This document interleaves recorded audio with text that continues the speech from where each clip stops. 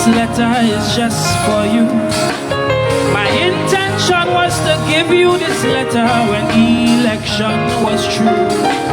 But since Dr. Rowley was stepping down, I figured I couldn't wait. I'm reading it now. I'm reading it now. Before it's too late. Before it's too late. I hear people say the PNM wasting the nation's time. I hear people say the UNC will scrape every last dime.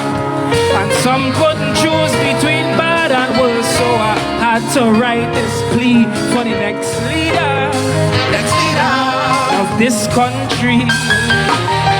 Cause we need to see a nation full of success. We need a leader addicted to progress.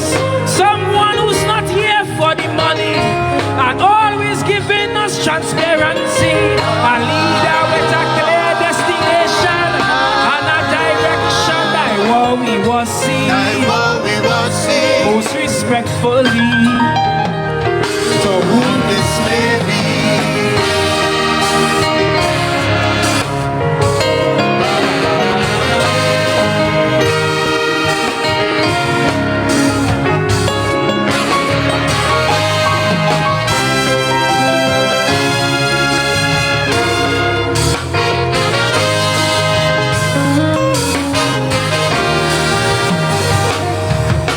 Some people say bad politics slowing this nation down, and some people say implementation is where we does go wrong. But I say that they both are true, and that's what we need to see to fix our style of democracy. Some people say this moving world keeps on evolving, and some people say our infrastructure needs some upgrading. That's why I hope this letter you read for these issues to resolve, so sweetie auntie could start to evolve. Cause we need to see ministries that competent. Information you'll get in 10 seconds. Public servants who will answer the phone and give you advice with a pleasant tone. A bank run should take you the whole day. It's time we stop playing. That's what we will see. Most respectfully, to whom this may be.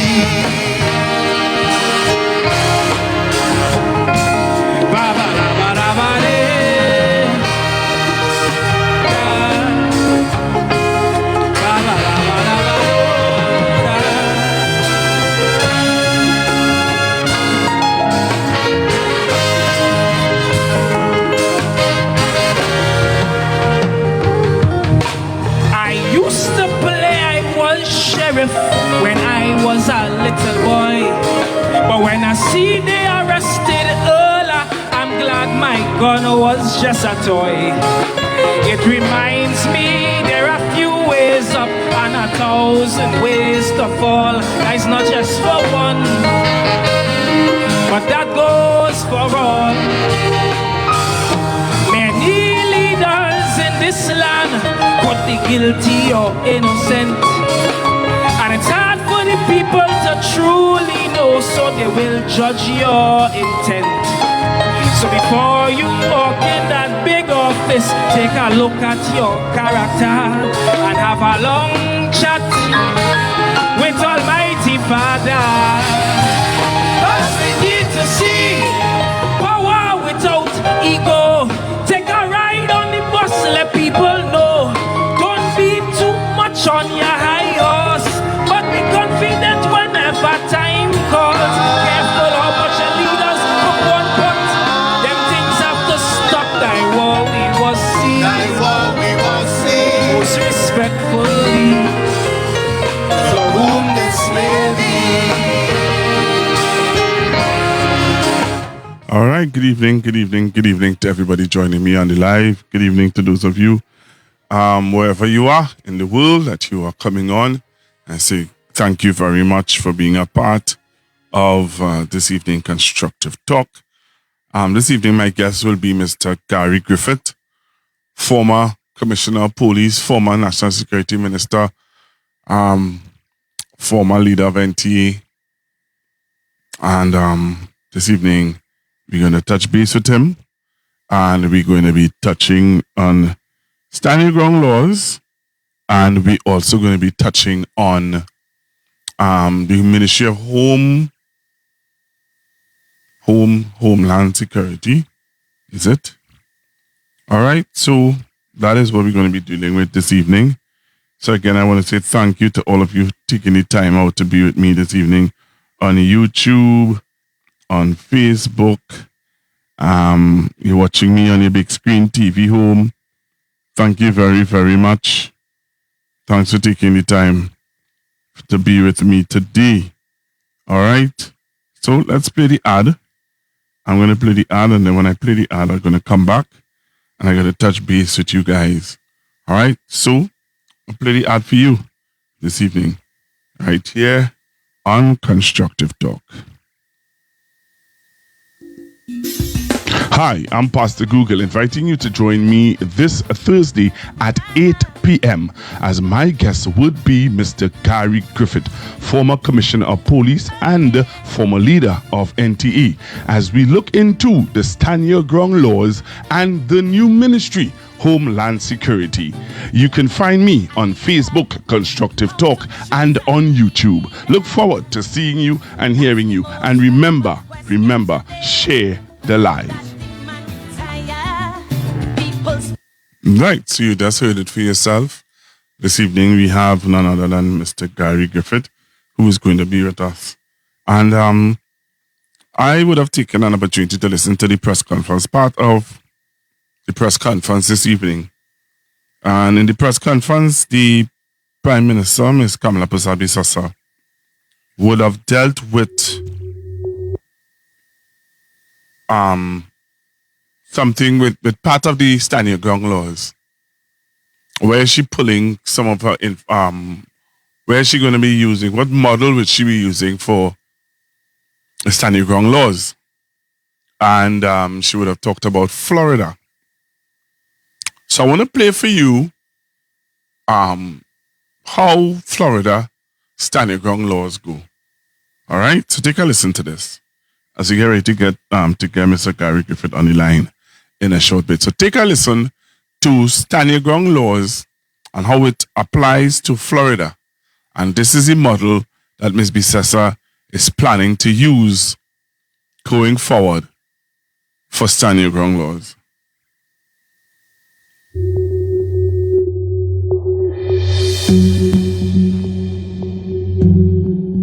The Stand Your Ground law started in Florida in 2005. So now there's about 30 of them across the country. There's basically two tiers of laws. One is known as the Castle Doctrine, and that is if someone threatens you in your home and you're in your home, there are states that is a legitimate use of force.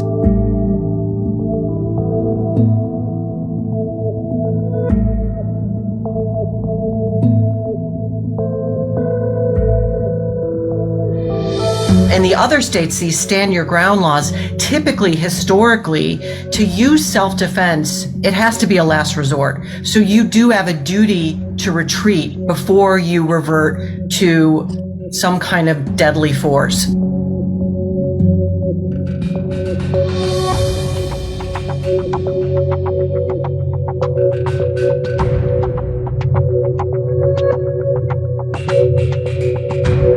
It's a problem legally. That is, these laws aren't necessarily making people safer. The statistics have shown, studies have shown that actually they're likely to increase the rate of homicide.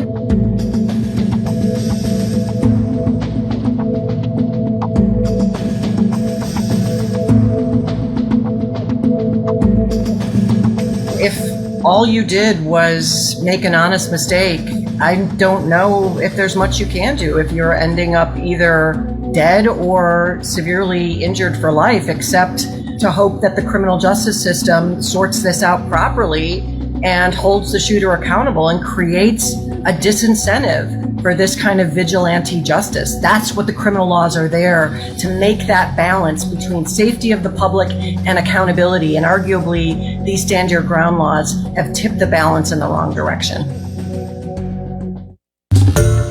Hi, everyone. George Stephanopoulos here. Thanks for checking out the ABC News YouTube channel. If you'd like to get...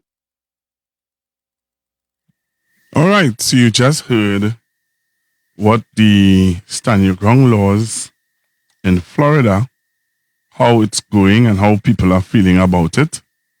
What does it really do? So I'm going to allow Mr. Garry Grifith to join us on Constructive Talk this evening. All right, so I'm calling Mr. Griffith now. I'm calling Mr. Griffith now to join us on Constructive Talk. Hello, good evening. Yes, good evening. How are you, sir? Hey, fine, thank you. Good evening. All right. See, you're live on Constructive Talk with your boy, Pastor Google. You know how we do it.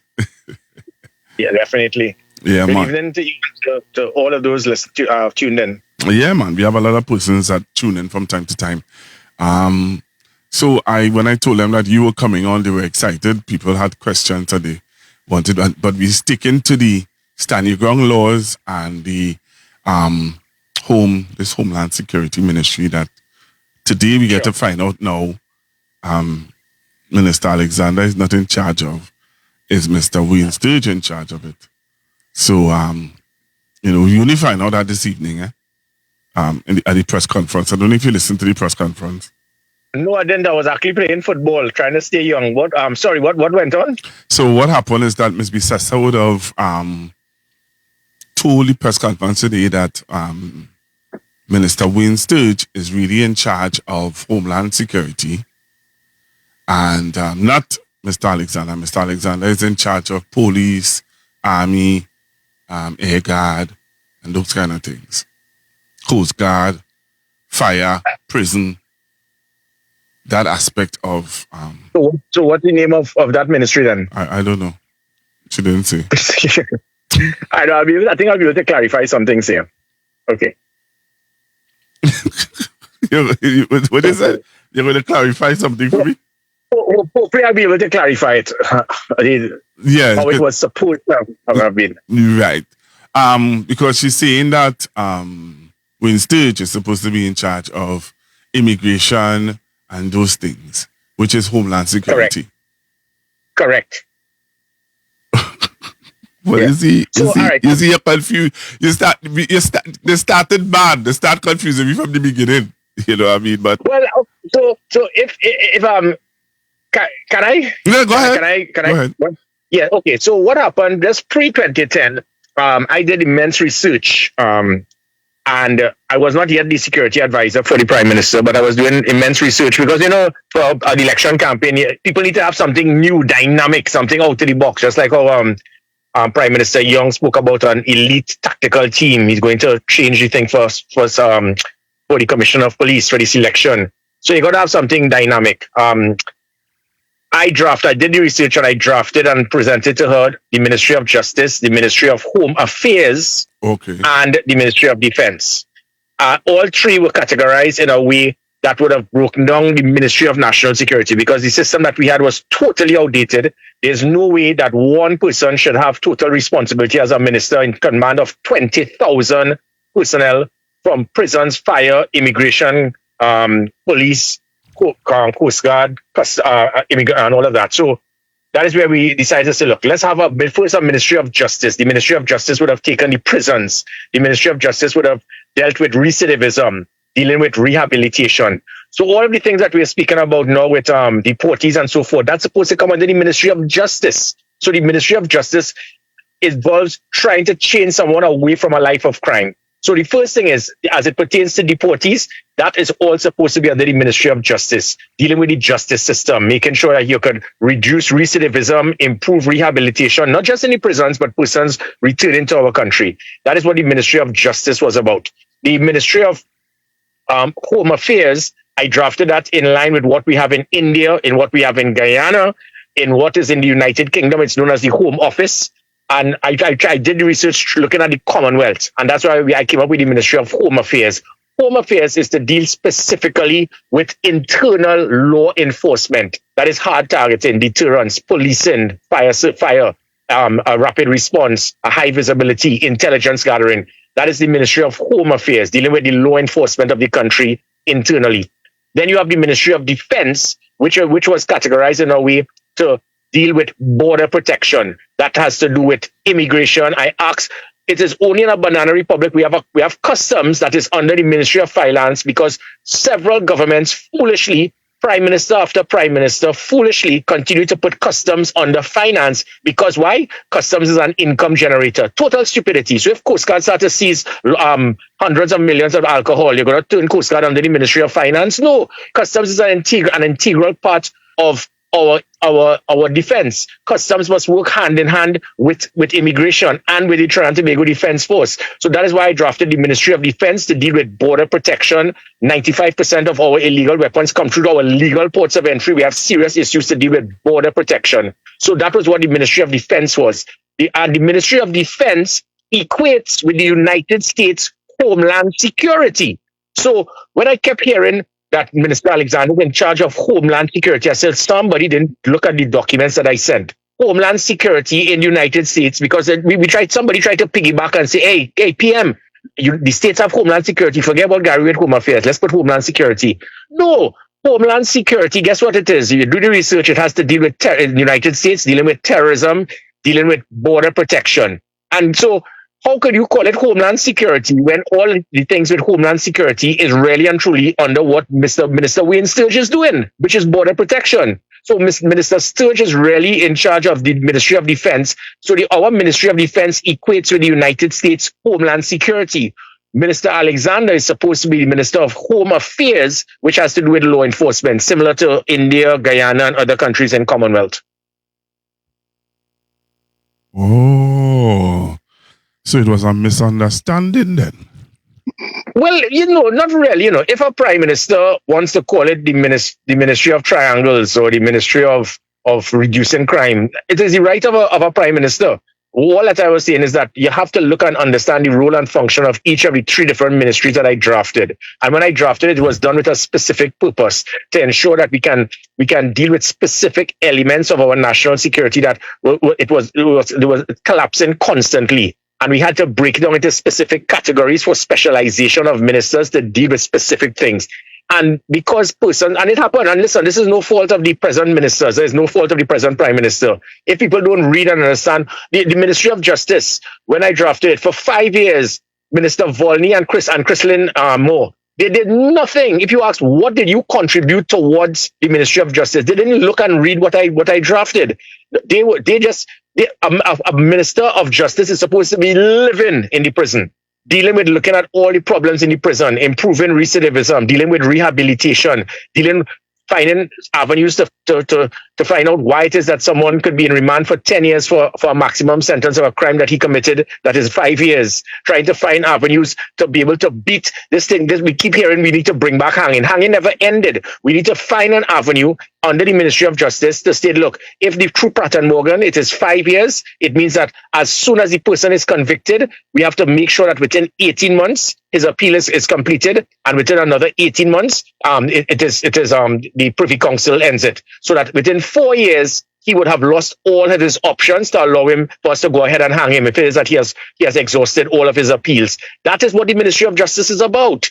So unfortunately, the present Minister of Justice is not saying a thing because he simply doesn't understand. I have spoken, I have continued to say that, you know me, I am back not into the politics, but into being a patriot for my country. So this is not about a PNM or UNC thing. I'm not here to try to cast any negativity on either side. But both parties have made mistakes. My job is to try to give persons a direction in the hope that we can have a better and a safer country. All right.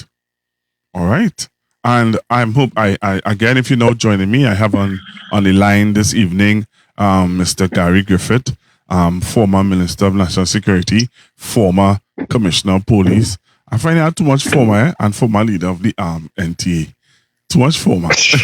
That's just our inside joke. Former military captain, former national security advisor, former national hockey player, former national manager of the national hockey team, former vice president of the Trinidad and Tobago Hockey Board. Oh, yeah, Lord. it's quite a bit. Quite a bit of former.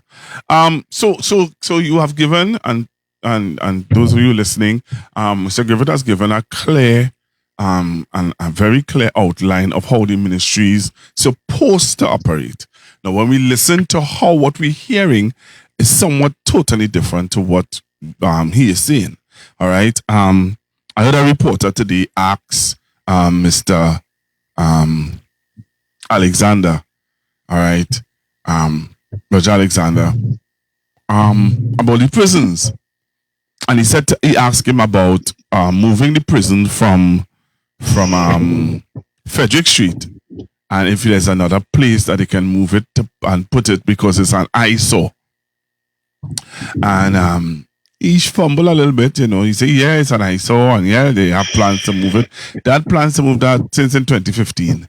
2010 to 2015, we have been hearing the plans to move that prison. But again, do you have the money to do it? We left to wait to see. So you're saying that is his job. His job is really to be in charge of really military part of the ministry, right? But when you listen to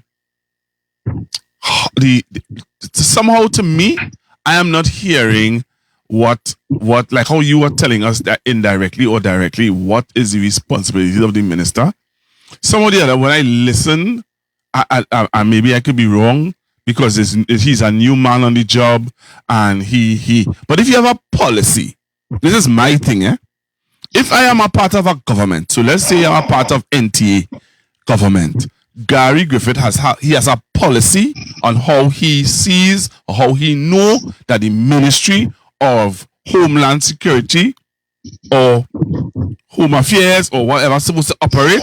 When I stand behind a microphone to talk on behalf of the ministry that I am now in charge of under NTA, shouldn't I be espousing the policy of the NTA, especially when it comes to that Ministry of Homeland Security? Well, yes, but the problem, in fairness to the ministers, they have just been appointed in a ministry and they do not know, because it's all in my head. I drafted it. So I understand the policy. This is not just about taking different units and packaging it in one of the three new ministries. This was a deliberate attempt of me trying to form a jigsaw puzzle and putting pieces together for us to get that final picture towards national security. So one will immediately complement the other. It's not supposed to overlap. So when you hear things like the prisons will come under the Ministry of Justice and Ministry of Homeland Security, totally that's incorrect. How prisons can be under two ministers?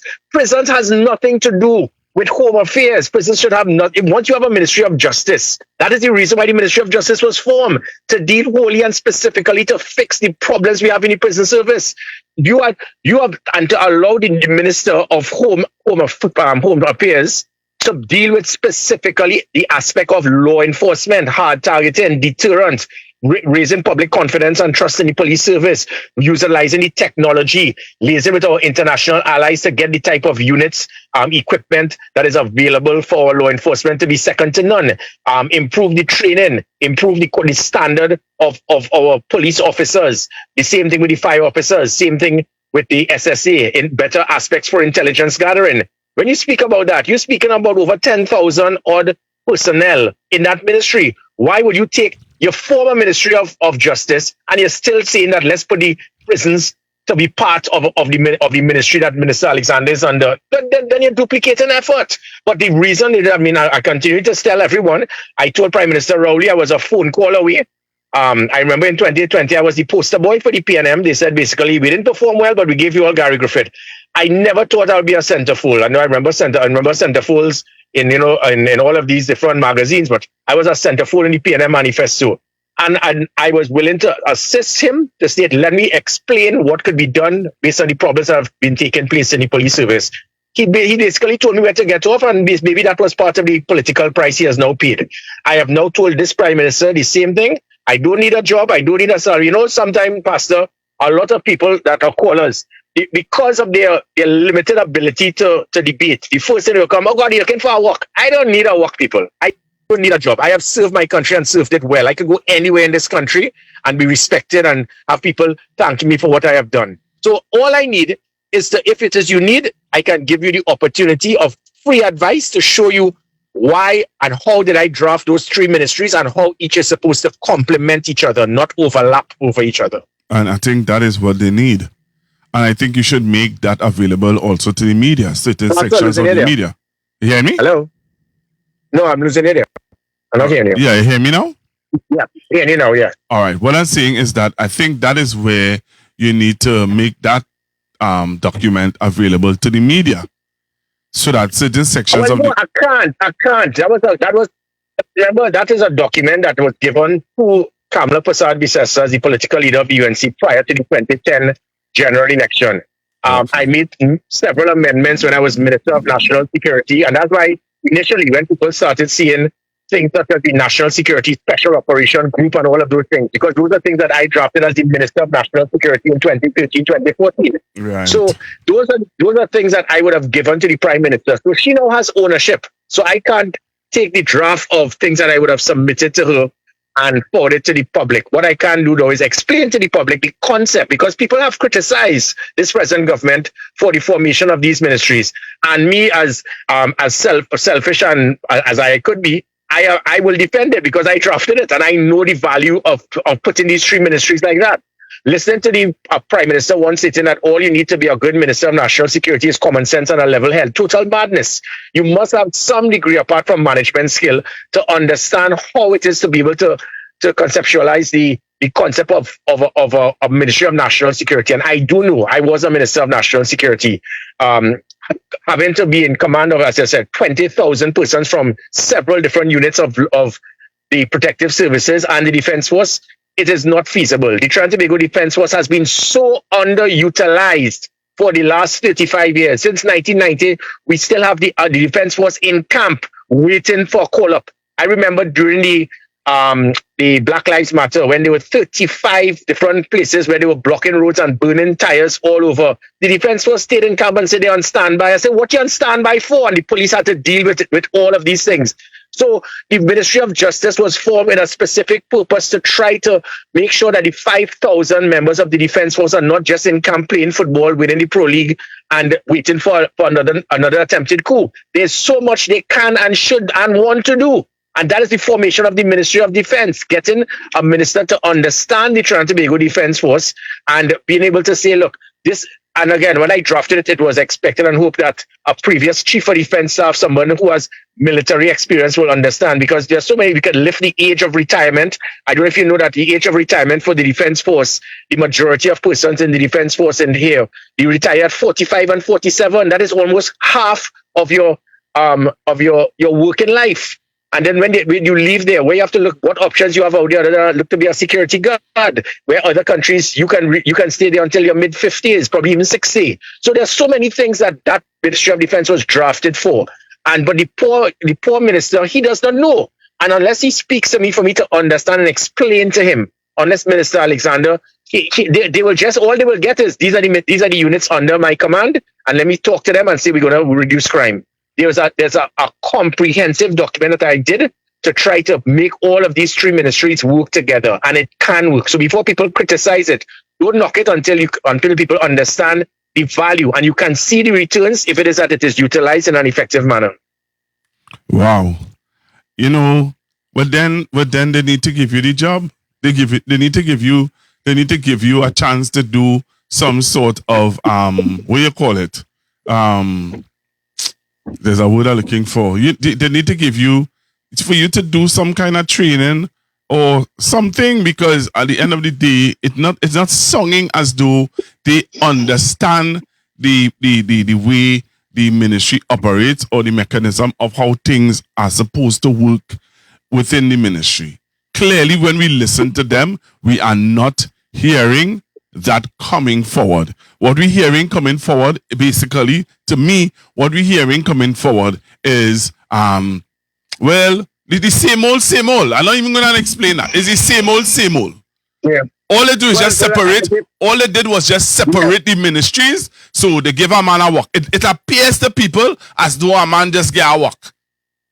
Yeah, and that I could assure the public, that was not the reason. Because when I spoke to Kamala Prasad-Bisesa, security advisor, as minister, and just even after I left as a minister and after I left as commissioner, I continued to lift and improve the concept of these three ministries. So I know the value of it. I know how it can work. But if it is that the three ministers, and because it's the same thing that happened, and no fault of Kamala Prasad-Bisesa, the two ministers, as I said, for Minister Volley and Chrislyn Moore, they never once spoke to me. They never looked at the initial document to understand how you can actually see value from the Ministry of Justice. I can ask anyone there. And again, sometimes when I speak, how I speak, it might affect UNC supporters or PNM supporters. I ask anybody who's a UNC supporter, name one thing of value the Ministry of Justice provided in the 5 years from 2010 to 2015. You can't name one. And it is no fault of the government, but I'm telling you, if it is that they looked at the document and the present minister, he has not said a word pertaining to the Ministry of Justice so far, because if he does not look at the value of how you could utilize a ministry specifically to, how anybody who goes in our prisons and understands how despicable it is, you will understand the importance of having a ministry to clean up our prisons, to clean up the court, to clean up recidivism, to fix rehabilitation, to stop the problem with police officers. I had one of my biggest issues that the Police Service Commission spoke to me about was police absenteeism from court. Many persons beat the system because it was almost like 9 out of 10 times the police officer will miss court and the person will get off. I reduced that police absenteeism by over 90%. Now it has gone back to the same old. All of these things is what the Ministry of Justice is supposed to do. Monitor if a police officer misses court and then bust his throat because he has done it either deliberately or just out of slackness. Work with the police service to make sure that you have a backup police officer in case that police officer has retired, is sick on the day of court. Stop finding systems for criminal elements to find loopholes to beat the system. Find ways to ensure that the scales of justice can be tilted towards helping the law-abiding citizens over the criminals. That is what the Ministry of Justice is about. You're not hearing about it because the present minister, he just was told, I'm a Minister of Justice. Same thing like Volley and Chrislyn Moore. And I do not want that to happen. I want the same way I wanted the PNM government to succeed before I was a political leader. Any patriot will want your government to succeed. And I will expect that all PNM supporters would hope that the government does well. And all I'm saying is, if you want to do well, you have these three ministries, give me a call. I'll be able to explain to you, because they're not able to grasp and understand that these three units of support, as I said, work together. Why would you put prisons under two ministries? That makes no sense. No sense at all. You have the Ministry of Justice dealing specifically with prisons. That's it for them alone. So, and again, going back to the Homeland Security, somebody came up with the idea, PMPM, let's go with Homeland Security. Do the research. The role and function of Homeland Security is identical to what Minister Sturge is doing. So you're calling it Homeland Security, but it's under Minister Alexander. But everything that Minister Sturge is responsible for is what Homeland Security is about in the United States. So this will confuse the life out of persons internationally when you hear Homeland Security, but then you have a Minister of Defense doing all the work of Homeland Security. So you will believe there's duplication, but there's not. And the Minister of Homeland Security has nothing to do as in relation to what the U.S. Homeland Security is doing. So you basically take a name from the United States, use it, and now it is something totally different from the role and function of Homeland Security in the United States. And people believe, well, it means that you don't understand what Homeland Security is about. Right. Well, again, I hope that they keep some sort of retreat. The government does have retreats from time to time.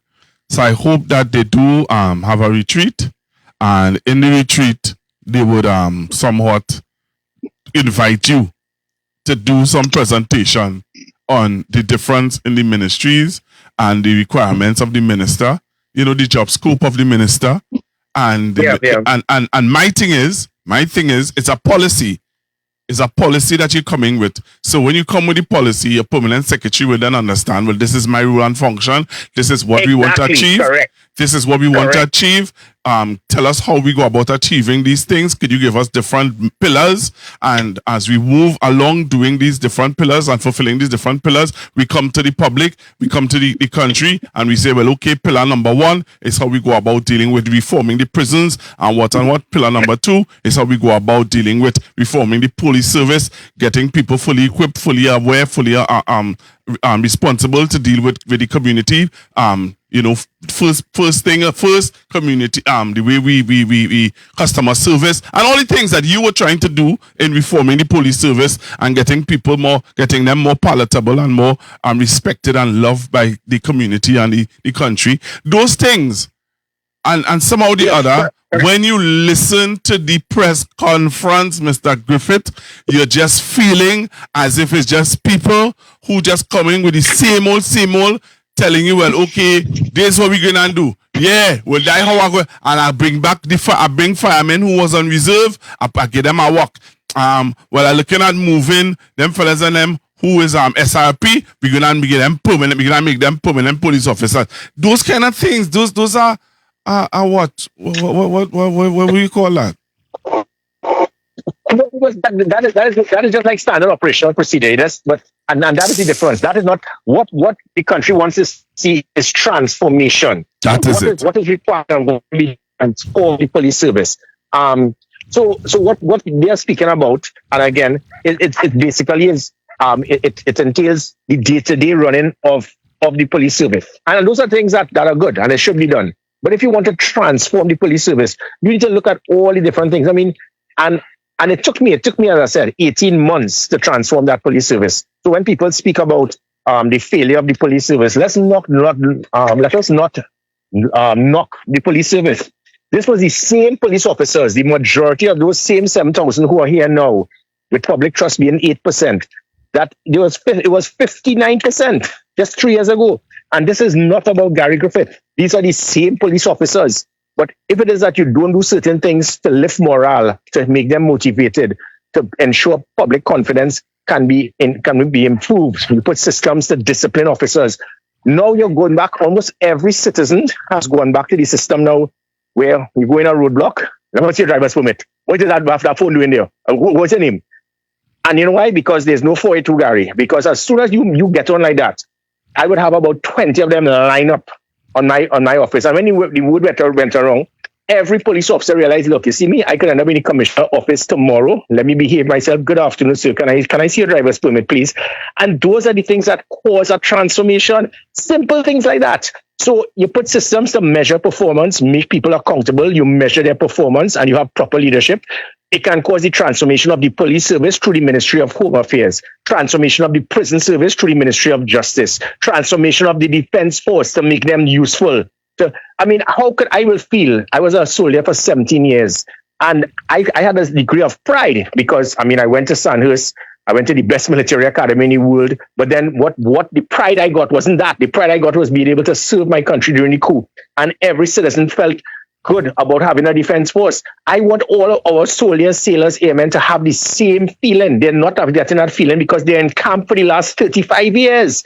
We have to transform the defense force and let every young child want to know, I want to be a soldier, I want to be a police officer, I want to be a fireman. You're not getting that with children now because of how people perceive their services. This was all drafted to lift the standard. And if people feel it can't be done, that what I'm saying is we'll talk.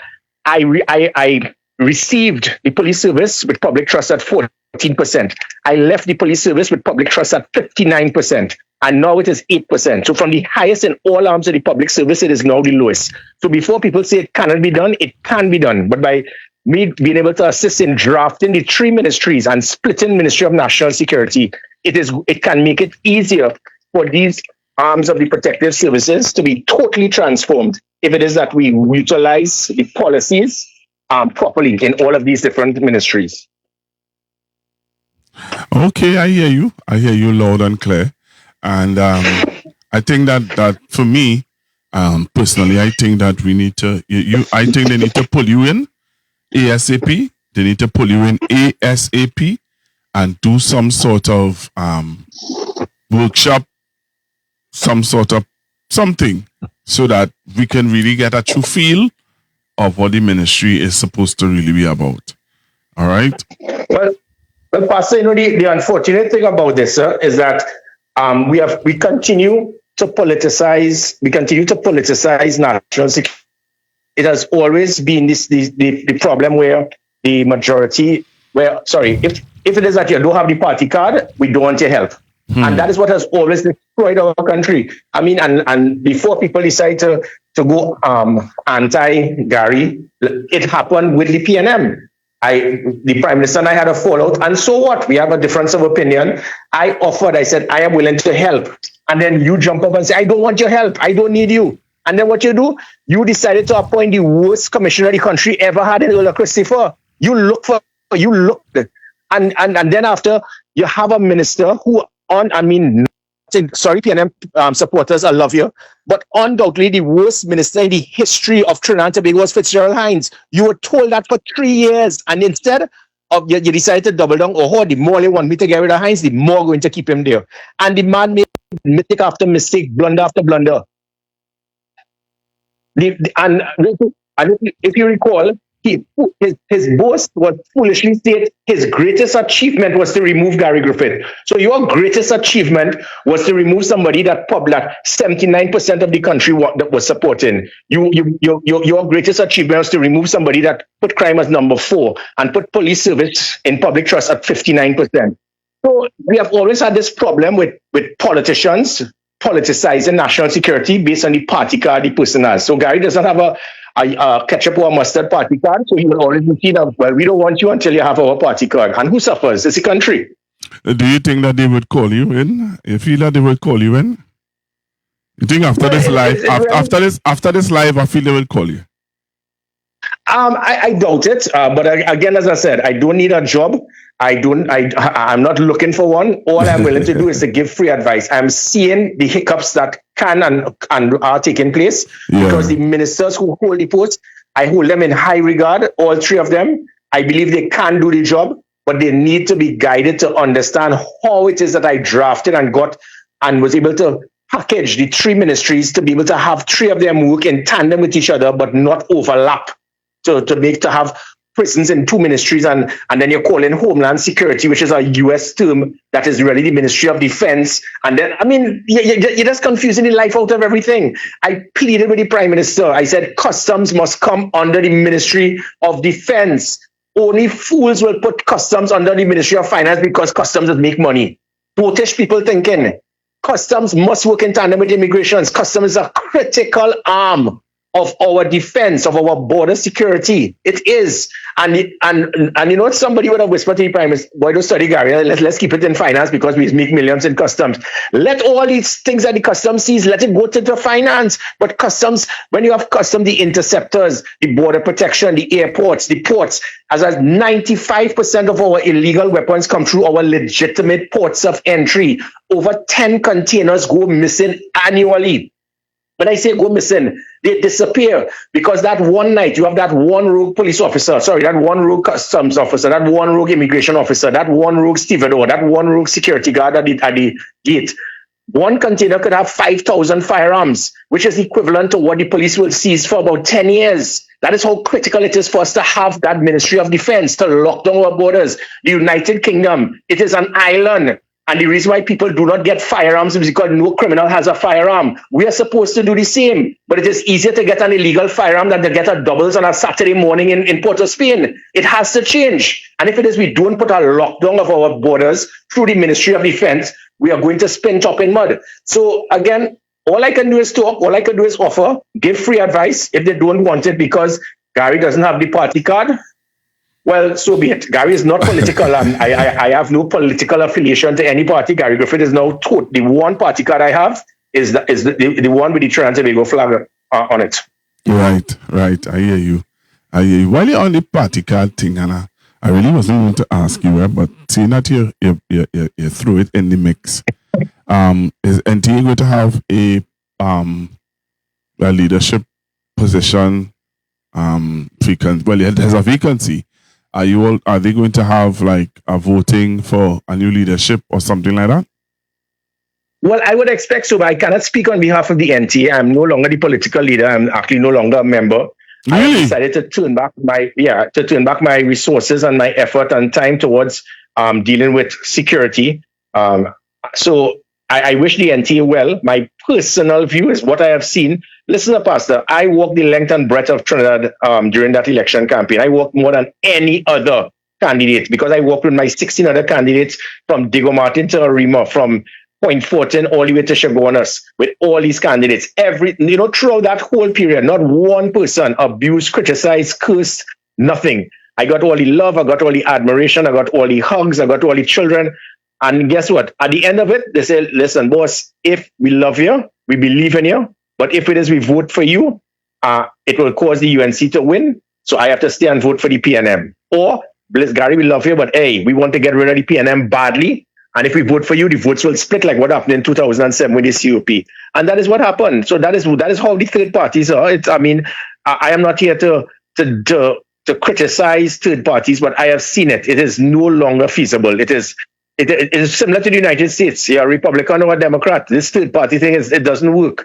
The closest we would have got would have been in 2007. And the only reason that happened is because the COP had 6 members of parliament who were members of the previous members of the UNC. So once you have members of parliament, it allowed us to have the opportunity for representation in parliament just before the election. And that gave us that oomph. Without representation in parliament and all of that, we could be all, people love the NTA. They love us. They will love Michaela Pandey's party. I forgot the name of the party. Patriotic Front. The Patriotic Front. And all of these different parties. But you're going to lose a deposit. It is not going to work. But again, with the NTA, if persons, it is not for me to judge. If it is they want to continue, they can. But I am not into the politics. All right. So let's move on to the stand your ground laws. So today I listened to the press conference with the Prime Minister, parts of it. And she would have said that, she talked about the stand your ground laws, and she would have talked about the model that they're going to use is the Florida model. All right. She said there are several models out there, but the one that she is looking at and the one that the government is proposing to use is the Florida model. Have you ever looked at the Florida model? I can't recall it in detail, but you see, it's the concept, it's the words. And this is where, again, she's doubly, the Prime Minister is one, just like Dr. Rowley. They are leaders, very great leaders. I mean, recently, a member of my NTA started attacking me and telling me, you just like Kamala. I say, well, hey, Gil, the woman just got 330,000 votes and is now a Prime Minister. So that's a compliment. So whereas people criticize Dr. Rowley, Kamala Persad-Bissessar, these individuals have proven themselves. So Kamala Persad-Bissessar is one that if it is that you push her, who blinks first will lose, and she will double down on it. So she has continued to double down on insisting on stand your ground. I am hoping that good sense would prevail, because what is going to happen is that people are going to use this against her and the government and give the perception that you're going to use it towards allowing persons to have firearms that can be used in an excessive force. I mean, let it be known, Garry Grifith, when I was small, I used to jump over in my neighbor yard and steal her mango and take a little mango. Yeah. So, or if it is that we playing cricket, I will jump over the fence to collect a wind ball. Don't tell me that is going to be an avenue that can allow somebody to say, listen, I think that this person, I saw the person jump my fence, I thought my life was at risk and it gave me the right to fire. It does not.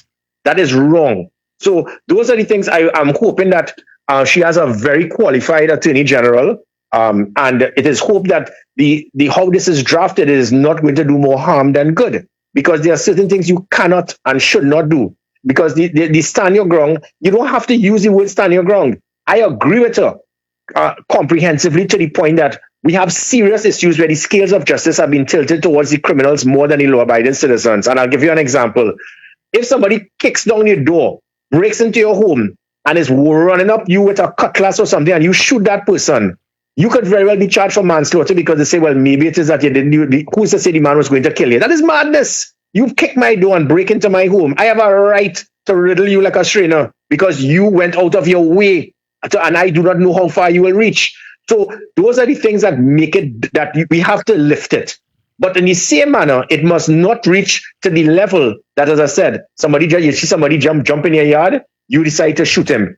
Somebody bunks you, and they walk in towards you, and they put their hand in their back pocket, and you shoot them, and they would now put in their hand to get their cell phone to call their attorney or to call the insurance salesman, the insurance agent. So those are the things we have to be very careful not to go overboard, because I have seen it in certain countries where that aspect, it gives some people the degree of authority that you feel that my house is such a castle that anything comes in close proximity, it gives me the right to finish you off. Because I've also heard comments made about empty the clip. That also, if the concept for minimum use of force is that if you fire a weapon at someone and the person is neutralized, whether it is neutralized by the person being dead or injured to such an extent that he or she cannot in any way be a threat to you, and you go over that person and you empty the clip and you load it up and you rack it up and you empty the clip on that person, you will now be charged for murder because the person is no longer a threat to you. So that's why I am asking all politicians, we need to be very careful in how we approach this, and it must not be seen in any way as an avenue for us to believe that every single home is a fortress to the point that I could shoot anybody who jumps in my yard. I could shoot at anybody because you come into my car with an aggressive tone. That we have to be very careful. So the concept of the law, I agree with it, because I'll give you a final example, which is totally unacceptable. You break into my home with a firearm, and I now defend my wife and my children, and I shoot you correctly, and I have video footage to show that I saved my family's life. You are now going to seize my firearm and then hold it for 3 and 4 years, and no police officer could justify why.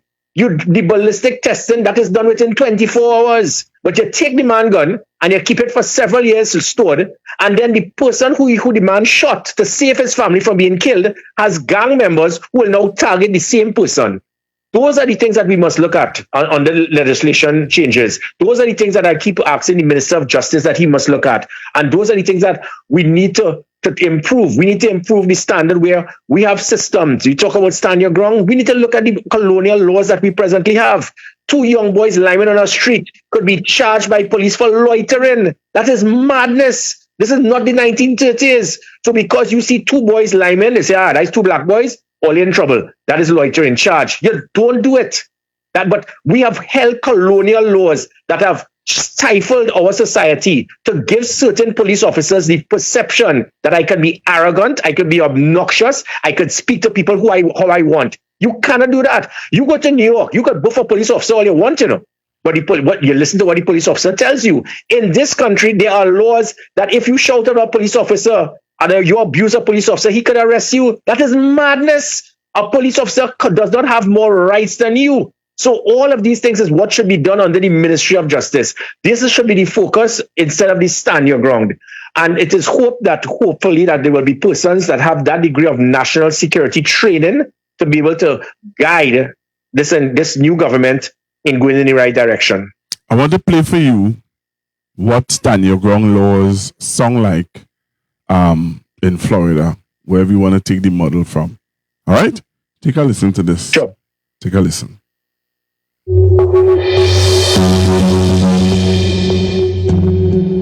The Stand Your Ground law started in Florida in 2005. So now there's about 30 of them across the country. There's basically 2 tiers of laws. One is known as the Castle Doctrine, and that is if someone threatens you in your home and you're in your home, there are states that is a legitimate use of force.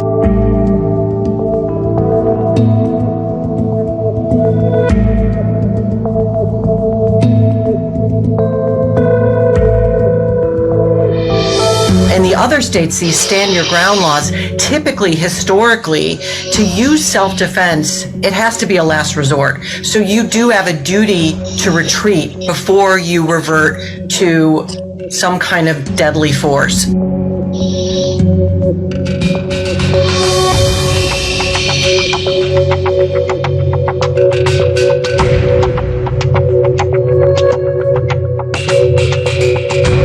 It's a problem legally, That is, these laws aren't necessarily making people safer.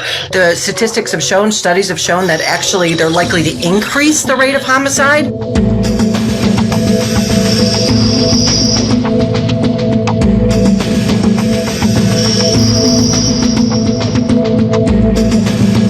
If all you did was make an honest mistake, I don't know if there's much you can do if you're ending up either dead or severely injured for life, except to hope that the criminal justice system sorts this out properly and holds the shooter accountable and creates a disincentive for this kind of vigilante justice. That's what the criminal laws are there, to make that balance between safety of the public and accountability. And arguably, these stand your ground laws have tipped the balance in the wrong direction. So you heard that, right? Yeah, and again, I would agree. I'll get an echo there, Pastor. All right, I don't know why. Well, Yeah, hear me? Okay, yeah, no, it's okay now. All right. And I would agree with the latter, in that it should not reach a point if someone breaks into your home and your life is at risk, you must retreat. That is definitely not. I wouldn't expect anyone to do that. If it is you come into my domain, you come into my space, and you are now threatening me with a firearm to shoot me, I am not supposed to retreat. I am supposed to fit it. And so let me not for no one to feel that I am against the angle that the Prime Minister is going, because you remember my stance with the police. Police, they were retreating. They had situations 2 months before I was commissioner. Gang members were shooting at each other in Chaguanas for 3 hours, and the police did not want to go there. And that's why I said that was the last time any block, any corner, any neighborhood belonged to any gang member. And I told you, officers, in future, when it is that anybody aims a weapon at you or shoots at you, 1 shot, 1 kill, head and chest. And people got upset about it. And Hoopex lost. Because if you're trying to shoot me, I'm not here to shoot you to hit you in your leg or your arm. I am here to neutralize you and make sure that you cannot get up. So I am definitely in support of that situation where it is that I'm not supposed to retreat. This is my property. This is my place. However, going to the former, that first part where it is that you figure that if it is that someone threatens you, can very well open a massive Pandora's box in this country. Okay. Because you're talking, we know that when it is people are in their home and your linemen, partners linemen, right, and then there's something called the maximum emotional enhancer called alcohol. And then fellas linemen playing cards. Right. And then men start to cuss each other and a man start to threaten you. You tell me that gives me the right to shoot you now because you threatened me? Oh. No, people say that I'm exaggerating it, but no, but that's not exaggeration. We know that, but we see it happen. We see it happens with cutlass. We see it happen with people stabbing people. We have seen it. But my thing is, it was my concern. My concern is, I have several concerns with this stand your ground law and the giving of firearm. Here was my concern. Do we have enough range in Trinidad to train people to use a firearm? That is one. Because people think it's just go and get your firearm license and get a firearm and you're good to go. You have to be able to you have to be able to know how to use a firearm. Right? That's one. Do we have enough places to teach people to do that? That's one. Two, one of my main concern is that when 11 persons come into my house, I have a firearm. It's about 3 of us living in this home. I have a firearm. 11 persons coming to this home. Do I have enough? I have enough time to shoot 11? And if that 11 decide to really get, because that 11, one man is coming with a firearm. If the 11 of them come with a firearm and I shoot one, you really feel that 11 will leave me? Yep.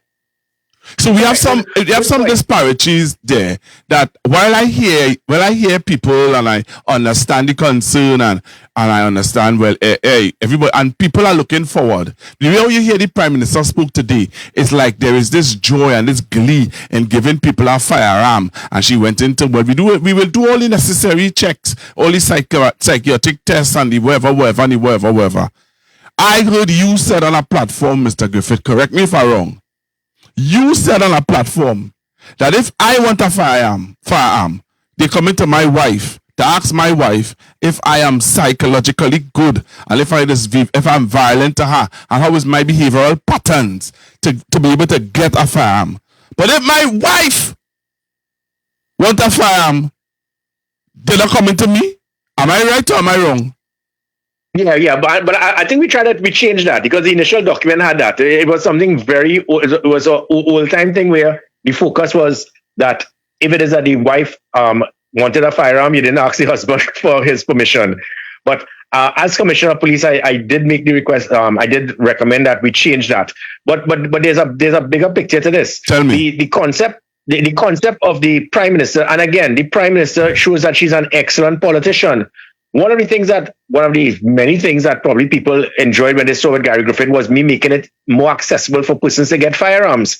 And unfortunately, again, not knocking your pastor, but when you had a Minister of National Security who obviously was clueless, and the man was totally, he lied. I have him in court for it. He's a liar. He said that, we were actually bringing in firearms and bringing in component parts to change firearms from semi-automatic to automatic. And you can sue people, and this is not your station is not in any way to be affected. This is Garry Griffith's comment. Fitzgerald Hines is a liar. He lied to the country. He's a liar. But that because he's so anti-persons getting weapons, he turned that into an issue. But the same thing, what Kamala Prasad found out is what I was doing caused many people to like Garry Grifith because they said that is what we want. We want a commissioner who understands how it is that if somebody is in need of a firearm and he's worthy of one, they should get one. Before Garry Grifith, it was 200 firearms per annum being issued because the commissioners before me, you saw with Ulla Christopher on a range trying to cock the weapon. It looked like she never went on the range before. You had somebody trying to show her how to cock the weapon, and she's a commissioner of police, Old MacDonald Jacobs, Stephen Williams. So when you have commissioners who fear firearms or who don't understand firearms, they didn't want to give. And that is what caused corruption because it's supply and demand. You make it hard for people to get, you will now bribe people, you will now blackmail people because people are desperate. So it was 200 firearms being issued before Garry Grifith. With Garry Grifith, I changed it to 1,000. Not much, 1,000 for citizens and 1,000 for law enforcement officers because we had prison officers, soldiers, fire officers, police officers being threatened. And then their lives are at risk. They return their firearm to the station and then they go home without anything. Do you know of those 3,000 firearms issued to law-abiding citizens? Not one was lost, not one was stolen, not one was used for a crime. But Hines, in an ignorant manner, continued to slam me and make comments to say what Garry Grifith is doing something that is wrong. So because I was efficient, because I did my job, he was upset. But what about? But just now. No, I hear you making that statement all the time, eh? And I just wanted to take you back to my cousin who lost her life in San Fernando from her husband who had a licensed firearm. But when did he get that firearm? He got it under your tenure. Under your tenure. And what happened? Well, he would have murdered her and killed himself. I think go back. You have to go back. I don't think it was under me. I have to go on because we'll talk off the air because I remember that well, and it was not me. The application was made and the approval was given. It wasn't under me. So we'll go back and do the homework because I recall specifically under my watch in my 3 years, and I boasted about it every time that not one was lost, stolen, or used for a crime. And now, if it is that after I left, persons who got firearms from me, and you don't continue the annual checkup, the psychological testing, the evaluation. Well, then that's like saying that the transport commissioner who gave your son a driver's permit this year, if 20 years from now he decided to drink and get drunk and kill somebody, is the transport commissioner's fault. It doesn't. If it is that you don't continue the checks and balances. So do you think that we have sufficient checks and balances in this country to deal with the amount of the way how the Prime Minister is promoting this, persons getting gun license and stuff like that? You think we genuinely, you were the former commissioner of police, you think we genuinely have enough checks and balances for the way of how this gun, the way how the Prime Minister is promoting this gun thing? You really think we have enough checks and balances? Pastor, that's what I was coming to. the 1,000 that I was issuing every year, do the maths, take it away the Sunday. That is 3 firearms per day were being approved. 3 per day, that's a lot. But guess what? The reason why out of those 3,000, nobody had a negligent discharge, nobody lost it, nobody used it for a crime, nobody used it to kill someone, is because we did comprehensive background check, due diligence, psychometric testing, checking the person's finance, talking to the family, talking to the neighbors, talking to the friends. So then there were many persons who were rejected. But you can't go more than 1,000. If I had gone any more than that, the due diligence is now watered down. It diminishes the background check that can allow the wrong person to get it. So it now will lift the possibility of the person going in a nightclub and forget it in the toilet. It will cause the person to now leave it in his dashboard of his car and go to sleep, and then the car is broken into and someone steal it. It goes to the person who's an alcoholic and decides to shoot it up in a nightclub. It goes to the person who now, because he has a mental problem, he decides to shoot his wife. So if it is you go more than 1,000 per annum, it is going to increase the chances of that happening. And that is not what we want. There are 35,000 applicants, 35,000. I gave out 3,000, 1,000 a year. So it would have taken me 35 years to complete all the people who applied. But this, the dumbest minister ever, Fitzgerald Hines, thought that I was overdoing it.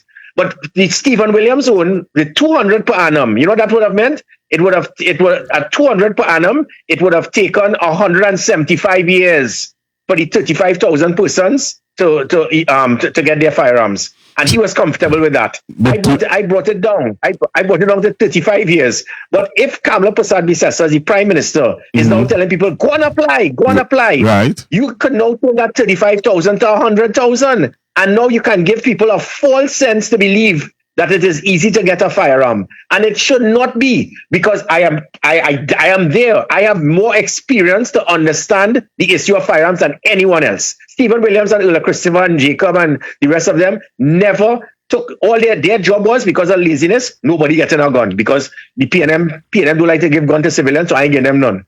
That was their concept. I went deep where no commissioner went before to understand how many I can give. And you cannot give more than 1,000 a year. Anytime you do that, it is going to start watering down the background check, the due diligence, and it is going to increase the possibility of the wrong person getting a firearm. So then, under Ms. Bissessar, if she was to use your policy in giving out firearm, then Ms. Bissessar could see herself giving out 5,000 in 5 years then.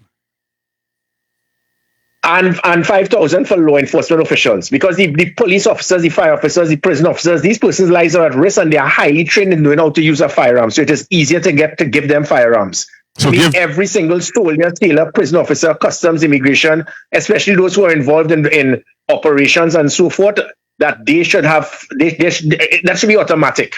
No, I don't think that should be automatic. I think they don't have to go through some psychological test too. No, I know. When I say automatic as they being priority, because trust me, there are many of them that I would not give it to, because if it is that you have problems, you have a problem with an anger management problem, you have an alcohol problem, and again, everybody, listen up, Pastor, everybody want a gun. And when I checked, 95% of the persons who have firearms don't go on the range. So then, you have your firearm, right, you keep it in your seat, and then when the time comes to use it, you're going to have an inaccurate shot. You're going to have a stoppage because you haven't cleaned your weapon in 20 years. You're going to have a negligent discharge because you don't know how to cock the weapon. You don't know how to lock and load. You don't know how to use the 4 concepts from your eyesight to the back of the aperture, to the blade, to the tip of the blade, to the target, and how to be able to do the breathing to make sure that you can have a proper line of sight, to make sure you have an accurate shot. This is a total different language I'm speaking to so many persons who have a firearm, but everybody want a gun because you want to stick it in your waist and feel good about yourself when you go on party on a Friday night. That takes enormous responsibility. And do you think that knowing our society the well as you do, Mr. Griffith, do you think it's a wise thing to just make guns accessible to people who may just, as you say, pass all the regulations for that time just to make sure that they're able to get one? Do you think that our society is mature enough to deal with this?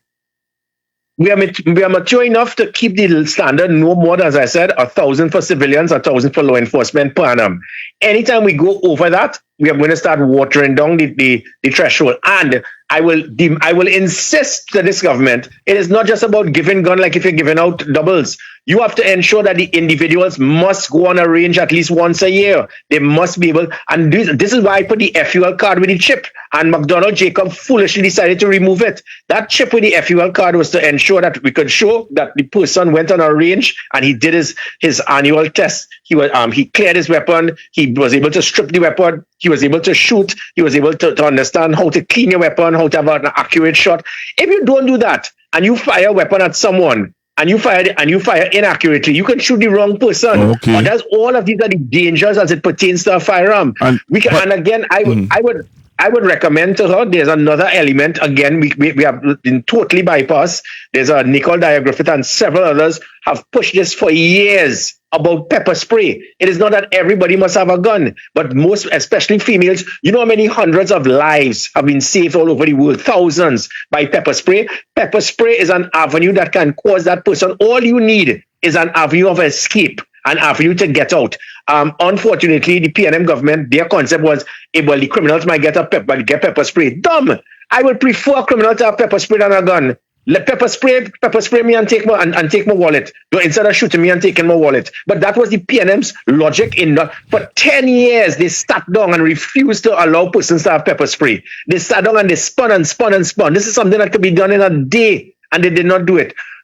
I would recommend to this Prime Minister, put the focus on making approval for access for pepper spray, and it is greatly going to minimize persons wanting firearms. And because her concept of telling everybody go and apply, she has opened a Pandora's box. We already have 35,000 applicants in there. That number has not diminished since I left. 3,000, so now it's 32,000. So now, and it's 32,000 if you could only give out 1,000 a year. When you start telling people, go and apply, go ahead and do it, you're basically giving them the assurance that if you apply, you will get a gun. And if you do that, the last thing I want is for us to turn to what we've seen in certain places in the United States. What we should be doing instead is securing our borders. The more we stop criminals from having illegal weapons, the less reason for law-abiding citizens to have firearms. The only reason why a law-abiding citizen should be granted a firearm is because of the state's inability to protect them. And that is what is happening now. We should be putting focus on securing our borders, stopping illegal weapons from coming to criminal elements, and it will reduce the need for law-abiding citizens wanting to apply for firearms. Wow, I hear you. I want to take some voice notes because I can't take any calls. I could take some voice notes with Mr. Griffith on. So what you can do is you can send me a voice note on 342-0081. It's 342-0081? No, not that. Oh my goodness. Sorry, Chilan, to be going by extension. You can send me a voice note on 323-0576. 323-0576. 323-0576. If you have a question for Mr. Griffith, you could send me a voice note only. Voice notes only on 323-0576. And Mr. Griffith will try his best to answer your questions. All right? Now, remember the questions are only on Homeland Security and on Stand Your Ground laws. All right? So you can send a voice note to Mr. Griffith now. You can send me a voice note and I will try my best to play it. And I'll try my best to play it. All right. I want you to listen to the minister, Mr. Griffith. He would have done a drama. If I listen, you didn't hear it. So I want you to listen to this, right? Listen to this drama from your partner. Just flick the light off. Let me show you something. Just take the light off for a minute. All right? Let's imagine there was no light here. And you lie down on your bed comfortable at night.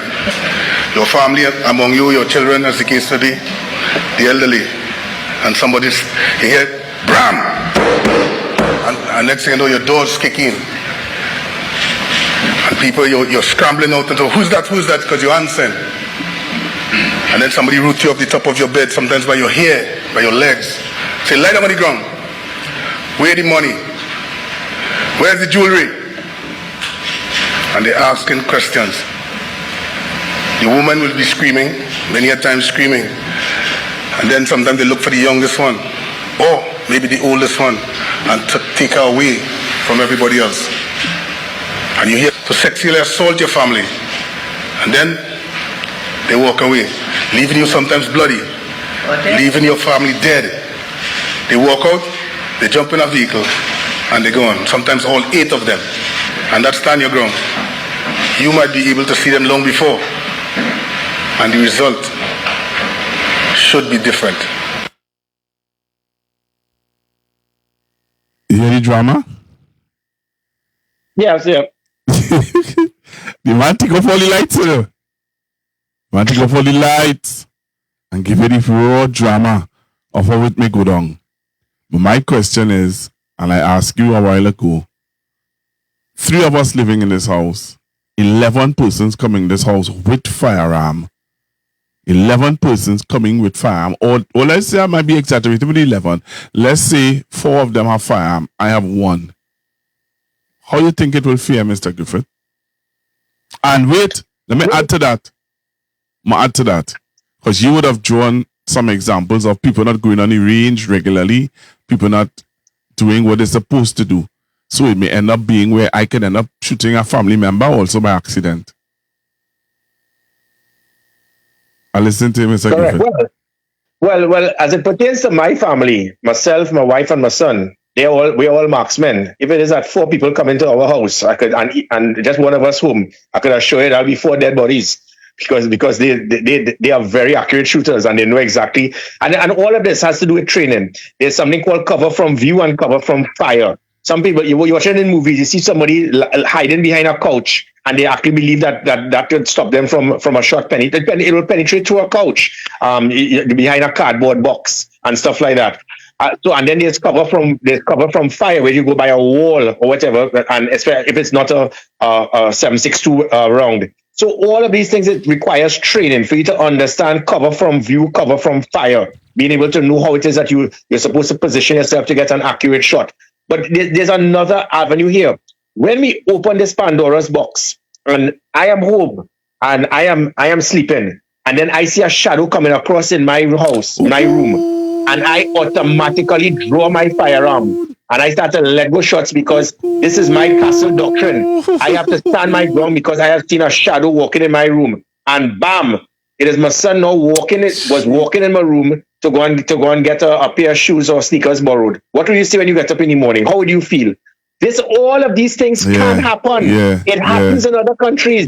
We have to be very careful not to be trigger happy, because when you start giving people authority, listen, the most dangerous thing is to give an ignorant person authority. The most dangerous thing is to give an untrained person authority. When you give that type of authority, stand your ground, shoot to kill, rack it up, light it up, and that person is not trained, qualified, or is very trigger happy, and that person sees a shadow in their room, all of these things can not materialize. All of these scenarios have never taken place in this country because we have Stewart Williams and Earl Christopher our way by making it difficult for persons to get firearms. That is not the case. It should increase, as I said, to at least 1,000. But people are very satisfied. You're saying that there, and wow, that you see that story you just give there, more real and more. How do you put it? It can happen. That could happen more faster than people coming in your home. Pastor, and that is the point. When you keep talking, stand your ground, castle doctrine, you must not retreat. You can cause somebody to have another firearm under their pillow because they know I have the power and the authority to kill anybody that comes in my house and breaks into my room. And then you see a shadow, and these things have happened worldwide with the same type of laws. So and this is not in any way to knock the present government. I agree that we have to intensify the opportunity for law-abiding citizens to get firearms. I agree that we must find more avenues to stop law-abiding citizens, that when they use their firearm, they become the target of the state rather than being commended. So, but in the same manner, we must not go overboard. We can't light it up and rack it up and lock it up and load it up. We cannot go and expect that persons have a right that somebody you just automatically perceive, because stand your ground and stuff. Sometimes it's perception, you know. Yeah. And if my perception was what caused me to stand firm, it can now give you the right to have killed someone in the wrong manner. Yeah. And all of these things, all I'm saying is that we have to be very careful not to open this Pandora's box to an extent. So basically it is a tale of two political parties. We had one party with I said, the dumbest minister in the country's history who didn't want to give anybody a gun, except the 13 people who he wrote to me and asked for, of people closely related to him. So you saw the associated to him. So you saw the hypocrisy there.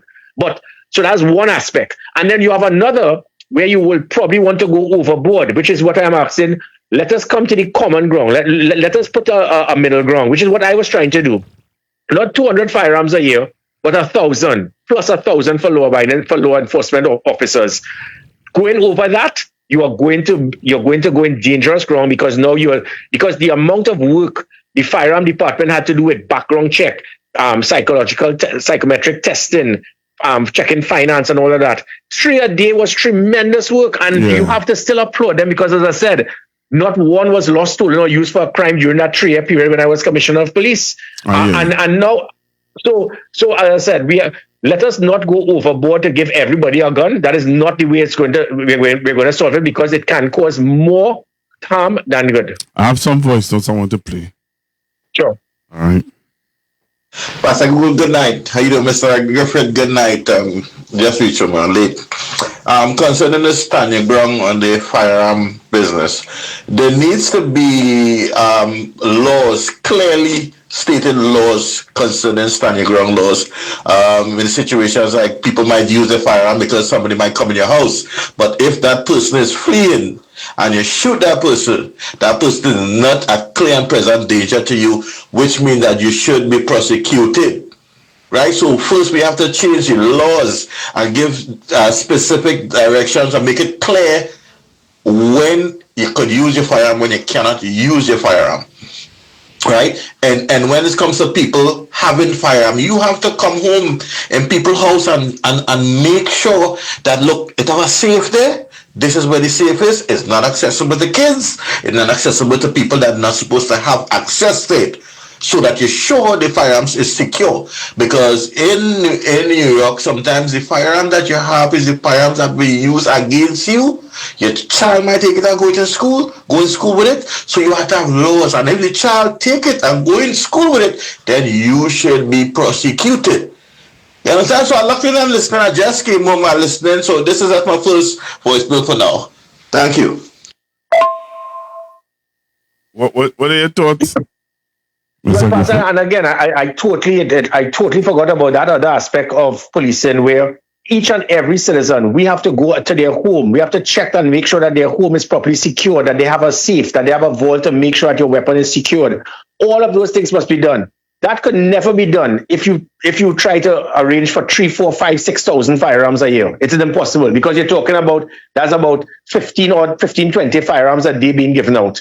How could the police do not have that type of capability to do that assessment and all of that? So that's why, and again, we have situations where persons will keep their weapon in the wrong place, and when it is you take a weapon and you just leave it in an idle place, and then you have a 10-year-old or a 9-year-old child just being mischievous or inquisitive and sees this, and there's so many dangers. I am speaking as someone who is involved in national security, as a soldier, involved as a commissioner of police, a security advisor. I have seen the pros and cons, the benefit, the value of firearms, but we need to be very careful. And again, the track record is there. Over 95% of people who have firearms do not go on the range. They don't clean their weapon. They don't strip down their weapon. So that is where we could have a problem. There is another recommendation that can be made that should be considered by the government, because it seems that the Prime Minister is very concerned, and rightly so, about persons where people are breaking into your homes and you cannot protect yourself and your family. And if it is you have a firearm, that can give you a fighting chance. I agree with her. But then what you don't want is that same person to take that firearm, go out in a nightclub, go out in a bar, lose it, forget it in his vehicle, drop it somewhere, leave it on the toilet while he goes in the washroom.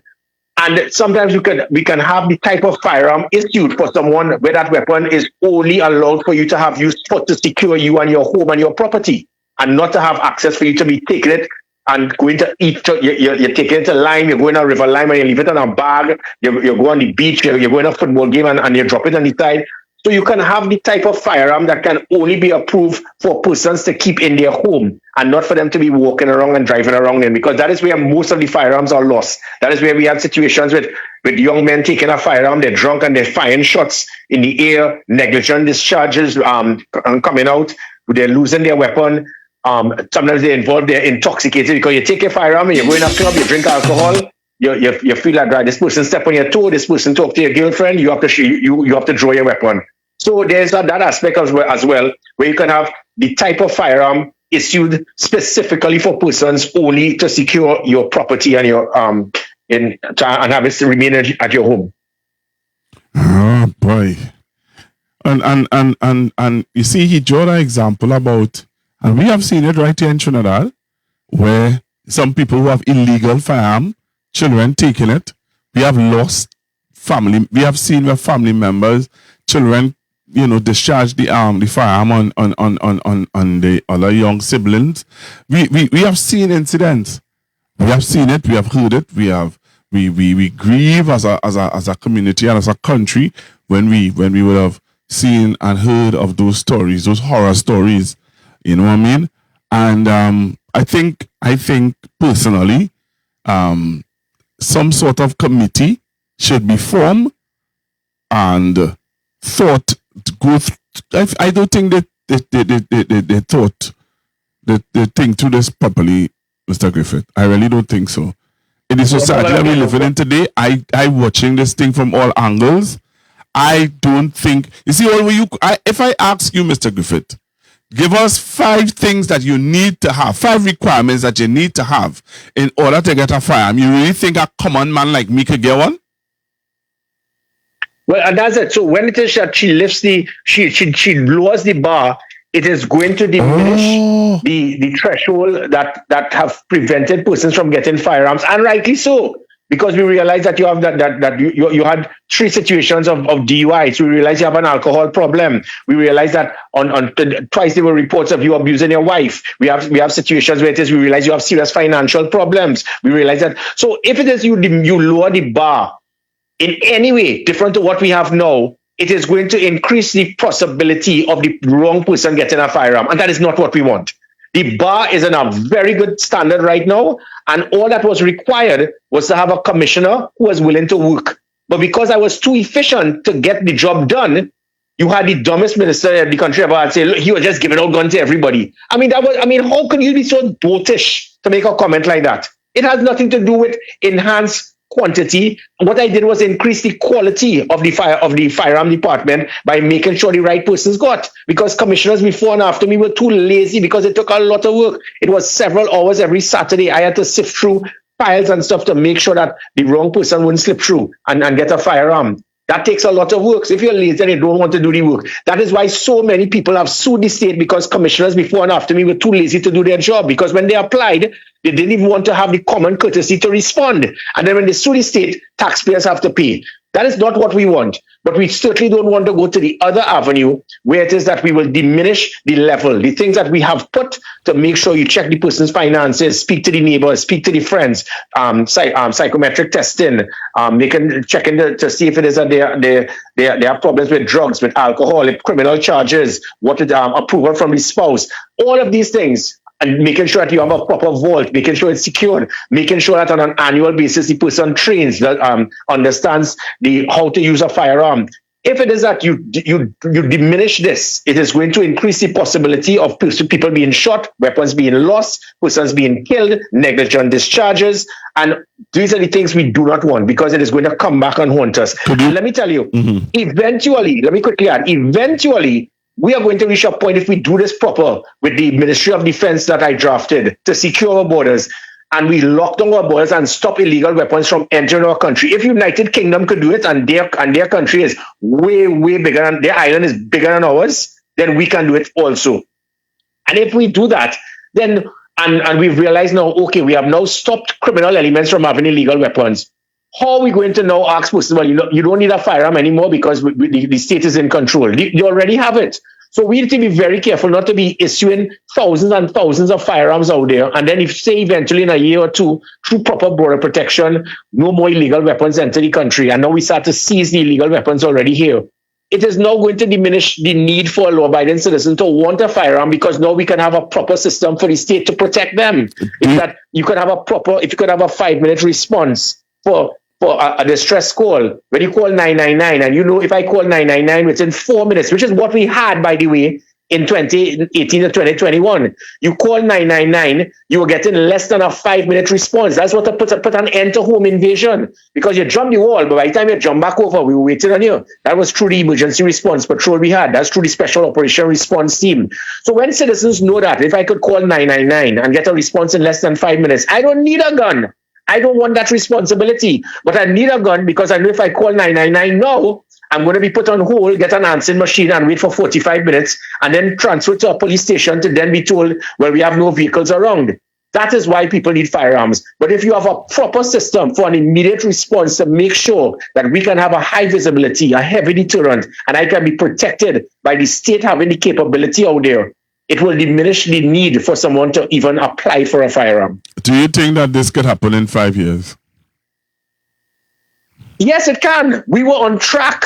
So you think that no. I'm talking about, do you think that the model that Ms. Bisessa is proposing to give people firearm, you think that could happen within 5 years? Well, no, I don't. I'm still waiting to find out what is the model she's speaking about, because as I said, if she goes more than what I was issuing, we are going to have problems. She may very well agree to stick to what it is I did. If she gives me a call, I will be able to explain to her, you go over that threshold of 1,000 per annum, you're going to have problems. So I don't know what her intention is. I don't know if her intention is that anybody who has a certificate of character could get a gun. Because let me tell you, we have a very small percentage of criminals who have who don't have a certificate of character because they were charged. But there are many persons out there who have been involved in putting hits on people, in criminal activity, alcoholics, wife abuse. And because they have never been charged, they can go to a police station and get a certificate of character. A certificate of character does not mean that you are fit and worthy to have a firearm. It just means that you have never been caught. So we have to be very careful. It can't just be, get a certificate of character and that means you're good to go. It takes much more than that. This is not the United States where you could just put that on a job letter and an ID card, and you could get a firearm. Because persons have beaten the system involving, there are so many persons who are alcoholics that have certificates of character. What you're trying to tell me, that they could get a firearm now? So we have to be careful. There are so many men that beat their wife, but the wife has never reported it. They could get a certificate of character. That means they could get a firearm.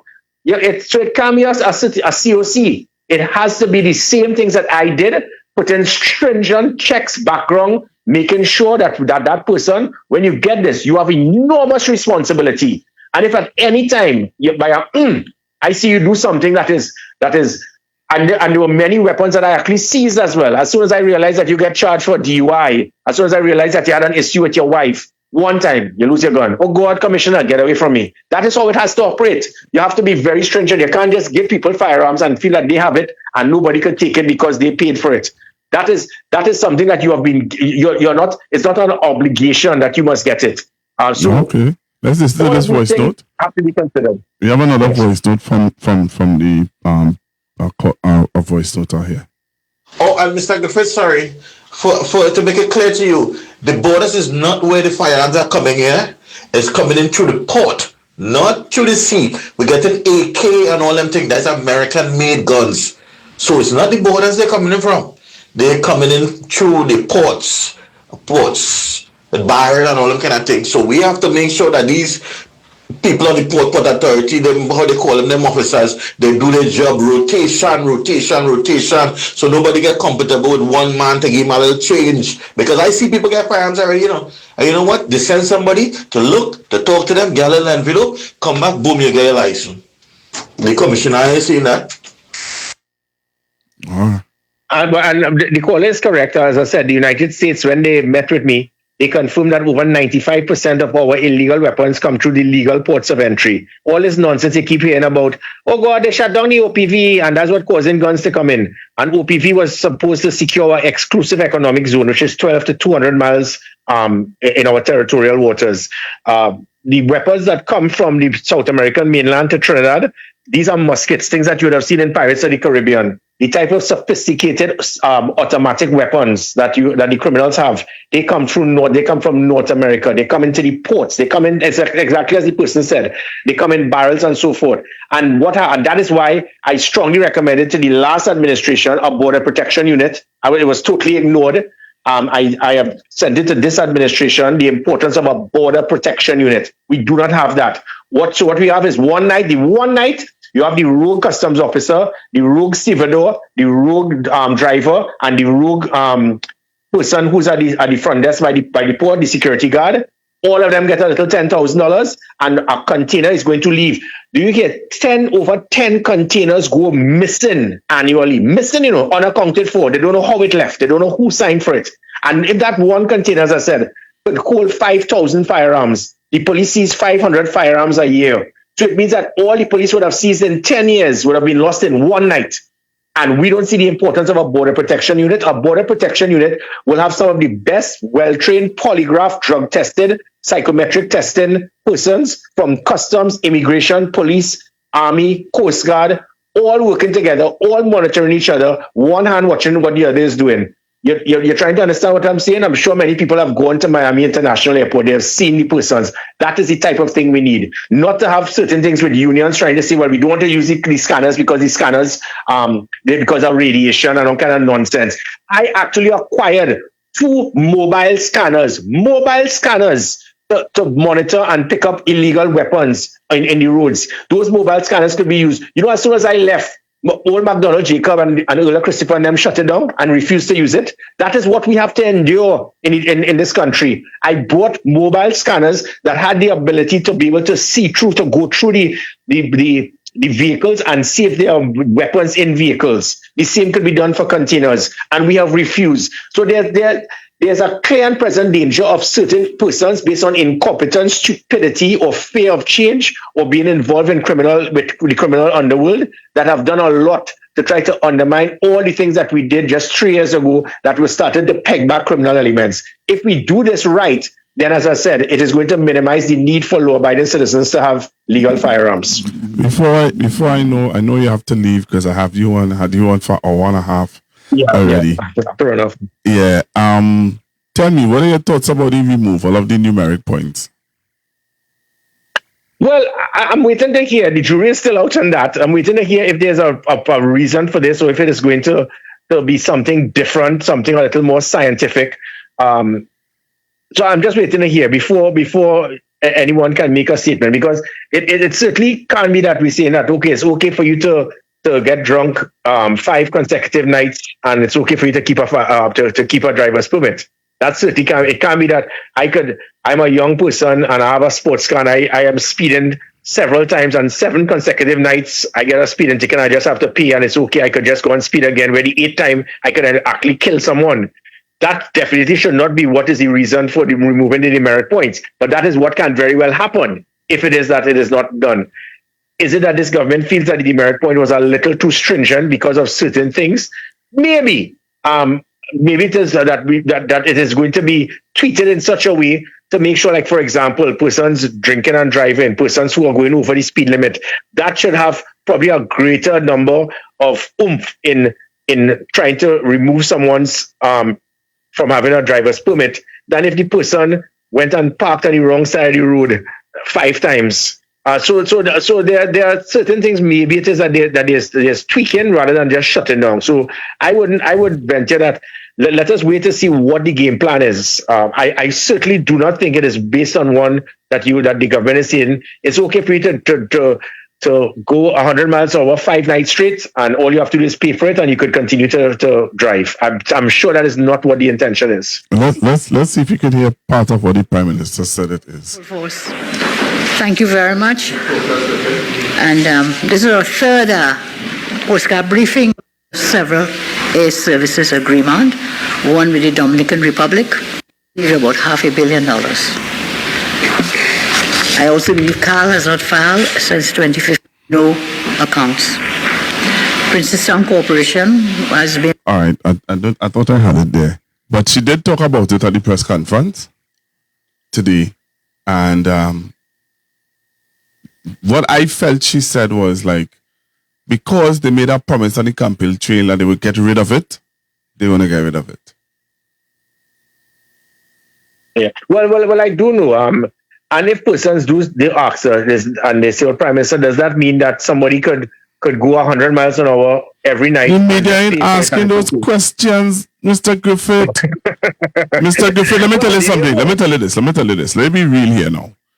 The media is not asking her those questions. You see what you just asked there? What you just said there? You see how you would have of chronologically outlined, well, hey, if a man break the speeding limit over 10 times and then at the 11th time he bongs down somebody or he crash into somebody home or he you know, what is the consequences to your actions? Laws are put in place for lawless people. Laws not put in place for law-abiding people.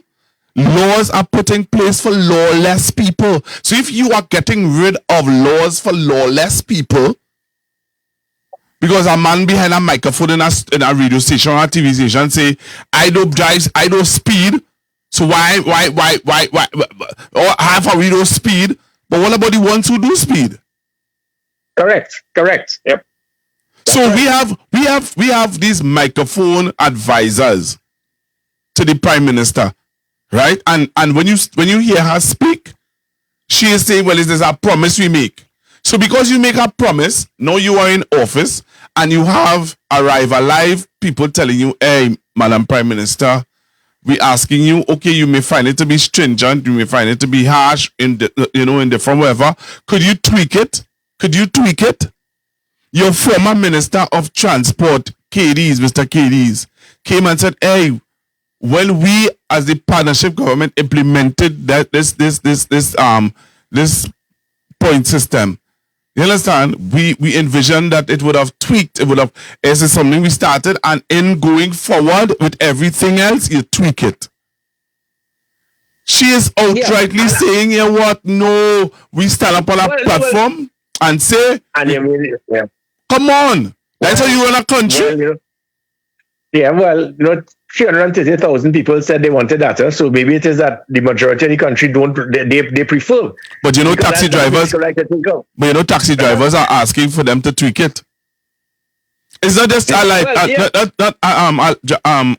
not just Arrive Alive and the former minister. Also, you have the Taxi Drivers Association saying, hey, come now, tweak it. Those are people, I think those are people you should be listening to. And probably she would. I mean, I would expect, I will give her the benefit of the doubt. So she had to do what was promised. But now that has happened, and I'll give you a simple example. So somebody gets just over the breathalyzer compared to somebody who could actually burst the mercury because he has more alcohol in his bloodstream. You have a little bit of blood in his alcohol system.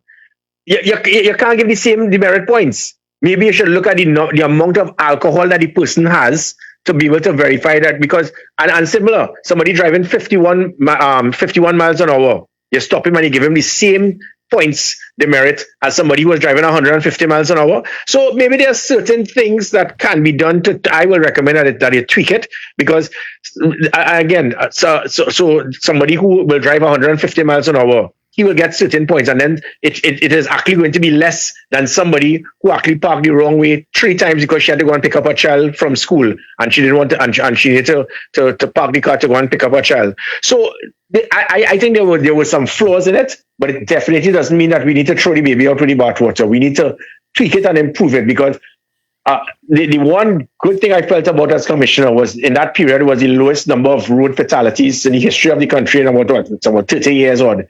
And we need to get back to that period. We need to that point.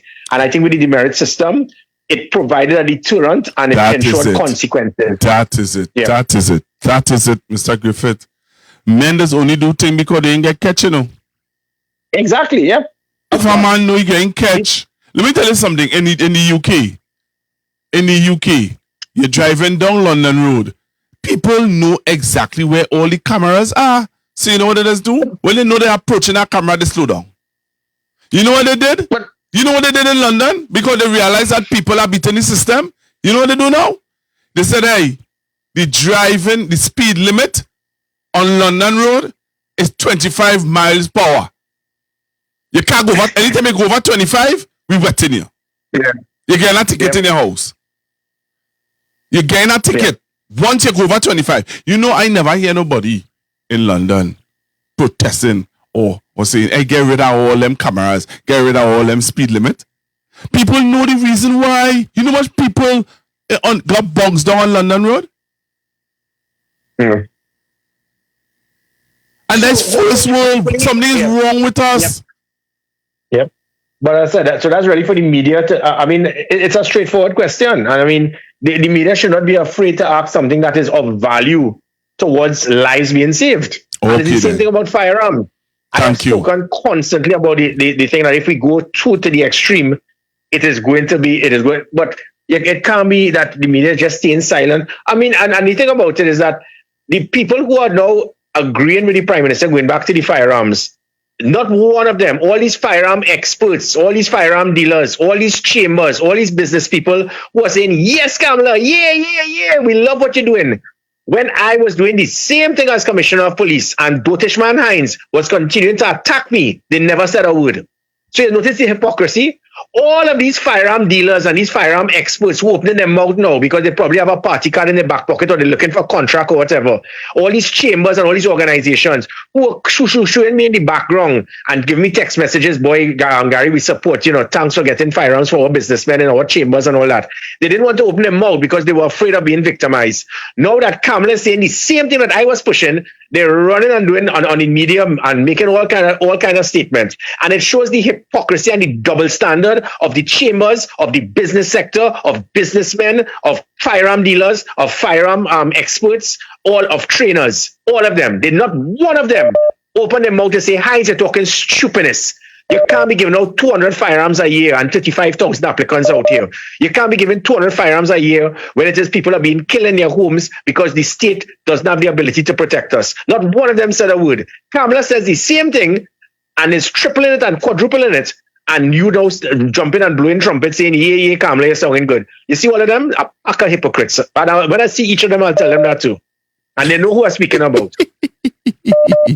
Mr. Griffith, I want to thank you very much for being with me this evening. It was really, I hope that you keep yourself available to discuss, matters, because we're going to see, as the time go by, we're going to see how the ministries are going to unfold. And we're going to see if they're going to call you back to be the Commissioner of Police. I know you didn't apply, but they might just ask you. Yeah, I didn't apply. But they might ask you, and would you take the position? Well, okay. Well, first thing, remember that this is the government that abstained when I applied the first time, even though I got 82% and I got 30% more than Earl Christopher. They abstained. Right. So the possibility of that, I think that would have spoken for itself, even though the present Prime Minister boasted on a platform that I was the best Commissioner of Police this country ever had. So in her mind, she has seen me as the best Commissioner of Police ever. But again, the media wouldn't ask those questions. They say, well, if you said that Garry Grifith was the best Commissioner of Police, what is your intention? Do you intend to get any advice from him, seeing that you claim that he was the best Commissioner of Police? But I don't know, the media afraid to get buff. So, well, they say she's apologized if she feels as though she's buffing them. She's apologized, one time. She has said, I'm not buffing you, I'm not buffing you. So, but if she does ask you though, would you consider to be? No, it is impossible because the Prime Minister doesn't have the authority to appoint someone or to ask someone to be considered to be a Commissioner of Police. To be a Commissioner of Police, that is done specifically through the Police Service Commission, through application. That person, the only time the government has input is when the names go to Parliament, which is what Paula May Weeks did not do when she did not adhere to the law. And she should have been investigated for misbehaving in office by not forwarding the merit list. So there's only then that the politicians have a say. If I believe that a government does not want me as Commissioner of Police, I'm certainly not going to apply to make a fool of myself. But again, all of that is a non-entity because there's already a present merit list. Persons have gone through the assessment, and that list should go to the president. And it is expected that this president will not be as clueless as Paula May Weeks, and Paula May Weeks did not understand the law, that's why she didn't forward the merit list. So if that goes forward, a commissioner of police will be selected, and I will give that commissioner of police the same support that I would give the present ministers if they require it. If it is that the merit list is scrapped and the government discards it, I will then consider my options. Because as I always say, that I intend to do whatever my country sees fit. And I mean, it really is sad thing about it. I think I've been a victim of my own success. I've spent time walking the length and breadth of this country as a politician, and all I keep hearing is, Gary, we want you back as Commissioner of Police. People forgot I was a Minister of National Security, and I didn't do a bad job. It was the highest reduction in serious crime in 31 years, as boasted by Kamala. We were able to get the damning vessels that cost 1.2 billion less than the OPVs. We were able to form so many things as the Community Comfort Patrol, the Rapid Response Unit, the National Operations Center, the National Security Special Operation Group, bilateral agreement with Venezuela and Colombia that put an end to the La Guardia Nacional attacking us, our fishermen, and putting an end and a stop to the UK visas being imposed upon us, because I spent 10 months doing exactly what Fitzgerald Hines was not capable of doing. All of the things they asked me to do, I was able to do, and then Fitzgerald Hines again, sorry for continuing to call his name, that man was so sleepy, he said that I was a liar on Facebook, not realizing he was snoring when Faris Alwari, as the opposition senator in 2014, said that the government's failure to secure our borders is what is going to cause UK visas to be imposed upon us. And I took 10 months to put 12 major policies in place that caused the UK government to say, we don't know how we did it, but well done, and UK visas will not be imposed on Trinidad and Tobago. A few years later, under Fitzy Hines, we suffered, and now we have to pay hundreds and hundreds of US to get a visa to travel to the United Kingdom. All right, well, let's see how this goes. I hear that this new Minister of Foreign Affairs said that he will be able to get it removed. So I heard a radio announcer for the first 2 weeks, 3 weeks of the government keep repeating it. I realized now he stopped singing that chorus, he going to another chorus. So no, it is not easy. I mean, I listened to what he said. I was there. I experienced it. The UK, I went across the United Kingdom. I met with the line ministers. I met with all of them. And they said, Minister Griffith, it is impossible. There are 6 other countries just like you all. And the visas are going to be imposed in January 2015. This was in February 2014. I said, I'm begging, just let me know what we're doing wrong. At least give me the opportunity. They gave me the list, and the things that I had to implement, I had to turn night into day by bringing dogs into the airport, putting walkthrough scanners, putting systems of technology that can monitor and pinpoint persons that involve in possible terrorist activities, looking at persons from CARICOM countries that were coming across to Trinidad and using Piarco Airport to get to Gatwick and then seeking immunity. All of these things, I was able to making sure I could get proper training, bringing international experts, bringing advisors from the United Kingdom, training all our persons in airport authority. And then we were able to accomplish it. But it took 10 months of hard work, but it was done. Yeah, man. So again, Fitzgerald Hines did not, and the reason I was able to do that is because I had constant dialogue as the Minister of National Security with our international allies, inclusive of the United Kingdom. And when they gave me that heads up, I said, PM, we have a problem. We're going to get visas imposed. And she said, okay, so be it. But I fought and I got it done. Hines did just the opposite. He sat in his shoes, he snored and he wandered. And now we have the visas imposed. To get that change, it's not going to be done overnight. It's going to take several months of a lot of work to get it done. I did it then, and I know how to do it again. All right. All you have to do is just give me a call. All right, man. So we say thank you again, Mr. Griffith, for being with me, and I hope all is well with your wife. Yeah, she is. She is doing fine. All right. Till I say hello, and we'll touch base again. Any closing remarks before you leave? No, not at all. Again, I will say that I will continue to do what is required in the best interest of Trinidad and Tobago, and I will always serve my country as my country sees fit. All right. Thank you very much, Mr. Griffith. Okay, take care. All right. It's this kind of thing that my people like. So let's forget we Boko Reefs, cause my people like to talk about tea. While Port of Spain is a flooding show, I say glorify Jack in a extempo. We clearing drugs like the FDA. But the real issue is what Lulilal say. Oh God, I'm proud of my team. Hello, good evening. Good night. Hi, good evening. Dandy here. I just sorry we couldn't take calls, but No, but as I told you, I would have said earlier. Let Garry Grifith say so much disrespectful thing about Fitzgerald Hines over and over and insult his name, because we all know on your program you don't allow people to go low like that.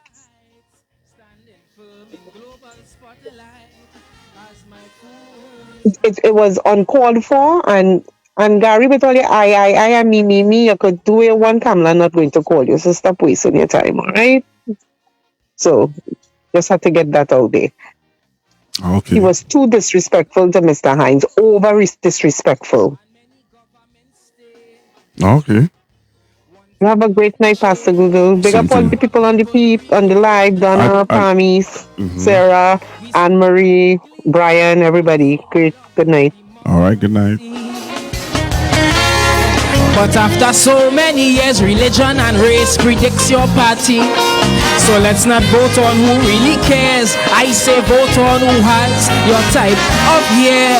Cock up your foot and drink something and watch the war between Rasta and Muslim. They say them Chinese eating anything that pass, but still my red house full of so much jack grass. So God, this land is a special place. We know how to deal with religion and a race. Living in love and love and love, but we don't love without peace. Lord, the silence sweet, like something to eat. We call it paradise. So God, this place nice, a multicultural land for the wise. That I would always say with pride is my fool's paradise.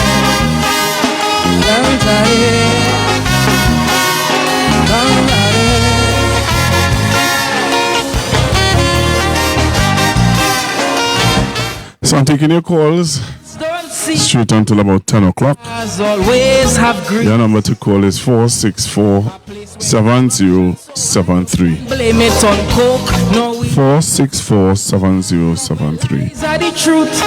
And no one here is responsible. On Monday, I'm trying to get former Minister of Public Utilities, Mr. Marvin Gonzal. All right, so on Monday, I'm trying to get former Minister of Public Utilities, Mr. Marvin Gonzal, to talk to us about what's going on in Wassa. You know, one of the things I heard today, I met someone who said to me that their family member lost their job at Wassa. I think they were a contract worker and they would have been sent home. But you're not hearing about those workers, and you know somebody said to those workers that they need to protest. They need to protest, but nobody not hearing about them, and people are wondering, you know, people are saying, is it true? Is it not true? So I'm trying to get, if I get hold of that young lady also, for her to call in and tell you all the facts of how she would have lost her job at Wassa. That's something that we want to look into. So again, this Monday coming, I want to invite former Minister Marvin Gonzal to chat with me about what's going on in Wassa. You know? So you could call me. If you don't call me, then I know that you all are ready to leave me. It's already 5 to 10. So you have 5 minutes of calls that I can take. 5 minutes of calls I could take. You can call me on 464-7003. 464-7003. You can call me on WhatsApp, or you can call me direct. All right? Time to stop being so ignorant. Move your problems from the back to the front. You see, this is the only way. If we wanna fix tomorrow, we... All right, so I'm saying to you to call me on 464-464. All right, so you're calling me on 464-7003. 03. Pastor, good night. Hello. I don't know if you hear me. But I didn't want Gary to go so fast. I wanted to ask him that when they had importers, firearm importers, and all that stuff, if when the firearms come in his tenure, if they were checking the firearms that came in and keeping a record of the ballistics, so you would have known if a firearm was used in a certain place, you would know exactly who had it. But you go too fast. Next thing is that the demerit points is one of the most dotish thing I ever hear in my life. Driving is not a right. Driving is a privilege. And you have to have a deterrent, right, to encourage people to do the right thing. And if you go 5 miles over the speed limit, you get a ticket, it wouldn't be that much. But the further you go above the speed limit, the price should increase, right? And then at a certain speed over, like about 20 miles over the speed limit, your license will be suspended by a year.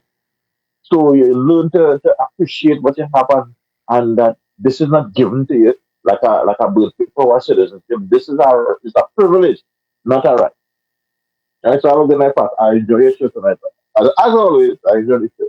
Have a good night. Love to listening. Thank you very much. Hello, good evening. Hello. Hi, good evening. Hi, good evening. Good evening, sir. Pastor Google. Yes, sir. The 12 o'clock program, nobody was looking for the 12 o'clock program. I know. We are, you just bring up one on us. Yeah, just get a surprise. And let's get a surprise. I think you need to schedule when you're coming on so people. No, today program at 12 o'clock, or when I did it, was really to let's just sensitize people to the fact that Garry was coming on this evening. Oh, yeah, impromptu. All right. Yeah. So that's good. This sound like Bishop so.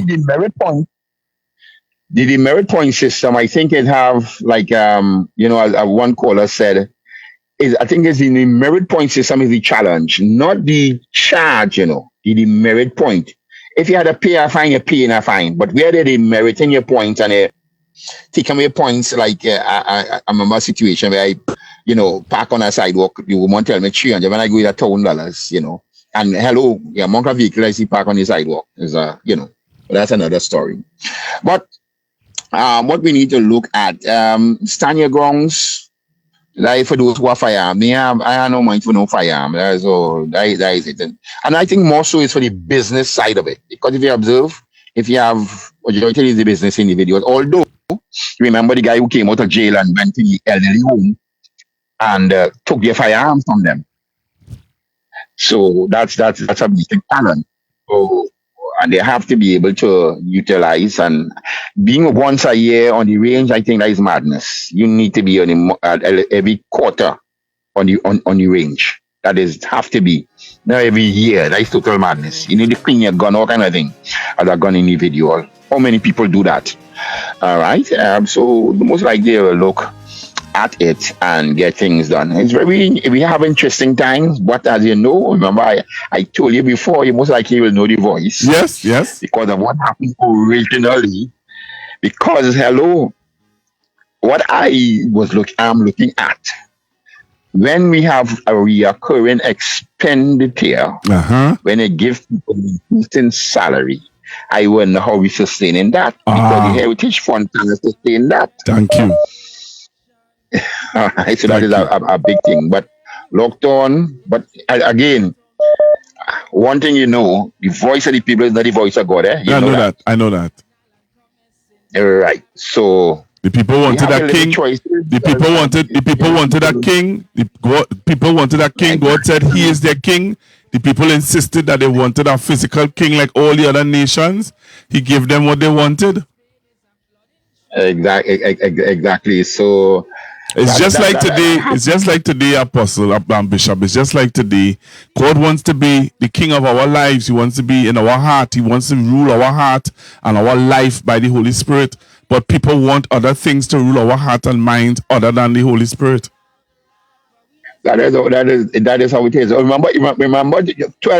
And the funny thing about this is, you have people who trust in Jehovah, whom mindset is not according to scripture. Yeah. Remember, 12 spies went into the promised land. Yep. And only one man come back and say we could conquer the land. No, two of them. Two, yeah. Joshua and Caleb. Yeah. Right. So that is how it is. The funny thing is, remember, Joshua and Caleb was to go through the 40 years with with Moses. All right. So we don't want to face anything. I start telling people I know how to fast 3 times a week. Yeah. So when things come hard, you know what's going on. Yeah, man. Thanks again, Bishop, for calling. Have you rightly said? Voting have consequences. Yeah. All right. What you do. So we look out and see. And thank you again. Country best. Thank you very much for joining me this evening. We still have to pray for them, eh? Yes, we do. That. Yeah, all the time. Admonish and pray. Yes. God bless. Thank you. Listening and look forward. All right. Bye-bye. All right. So continue to take your calls. I said I'll take it straight until 10 o'clock, but I'm seeing that it's after 10. So I would allow you. I saw some people was trying to call in, so I would allow you guys to call in. Those of you who were trying to call in before, I saw some foreign callers trying to call in, so I wouldn't shut you all down. I would allow you all to call in, give you a lot of opportunity. So those of you who were calling me just a while ago, you can call back now on 464-7003. 464-7003. Let me say good evening to those of you on Facebook. Thank you all very much for joining me. Thanks for being a part.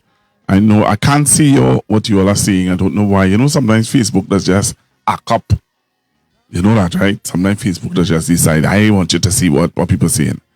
All right. To those of you who on YouTube, thank you all very much. I saw we went up to about 500 and something. That's cool. I can live with that and can live with that and more. I hear it has have over 1,000 persons on YouTube based on the discussion. I hope that when Mr.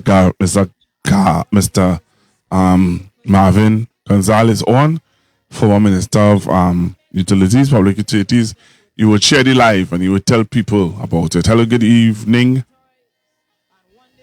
Hello, good evening, Pastor Google. Hi, good evening. Good evening, ma'am. How are you? I'm taking everything one day at a time. That's good.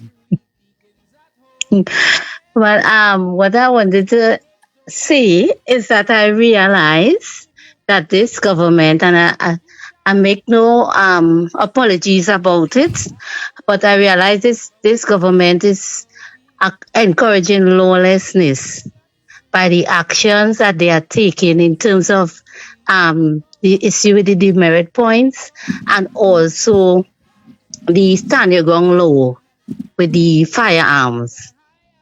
I think it's a form of lawlessness and encouraging lawlessness in our nation. Right? And that is something that is very disheartening. Frustrating. Yes, it is disheartening. So I don't know. Right now these people are there about a month now, and it seems to me like they don't know what they're about. They don't know what they're about. They don't know what they're about. It's anything they're doing and anything they say, and that's how they believe that governance should be done. Right? And I don't know if this could go on for the rest of the years to come, next 5 years. My God, may God help us. Right? So we have to pray. We really have to pray a lot and put God first with this government and with these situations and these circumstances that we have to undergo. Right? So this is my take on it, and continue the good work, Pastor Google, giving us the opportunity to be able to hear our concerns and issues. I appreciate that. Thank you very much. God bless you and have a good night. You're welcome. Thank you very much. I want to play for you guys a statement made by Ms. Bissessa today. I want you all to listen to this statement made by Ms. Bissessa. EL boards approved, and we'll continue that process. Today, we also talked about approval for finalizing entry into force of several air services agreement, one with the Dominican Republic, the company's registry, where many state enterprises have been removed. They did not a 5-year period, and they still received about $500 million. I also believe. All right, so let me take this call. Hello, good evening. Yeah, Pastor Google, good night. Good night, Pastor Google. All right, good night, everyone. Okay, I have 3 things quick I want to put out there quick. Number one is we would like to know exactly how many ministers in the cabinet and what are their salaries. Number two,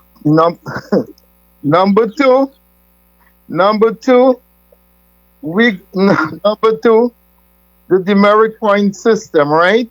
I think the government is making a big mistake with that system, because like out here in the US, right?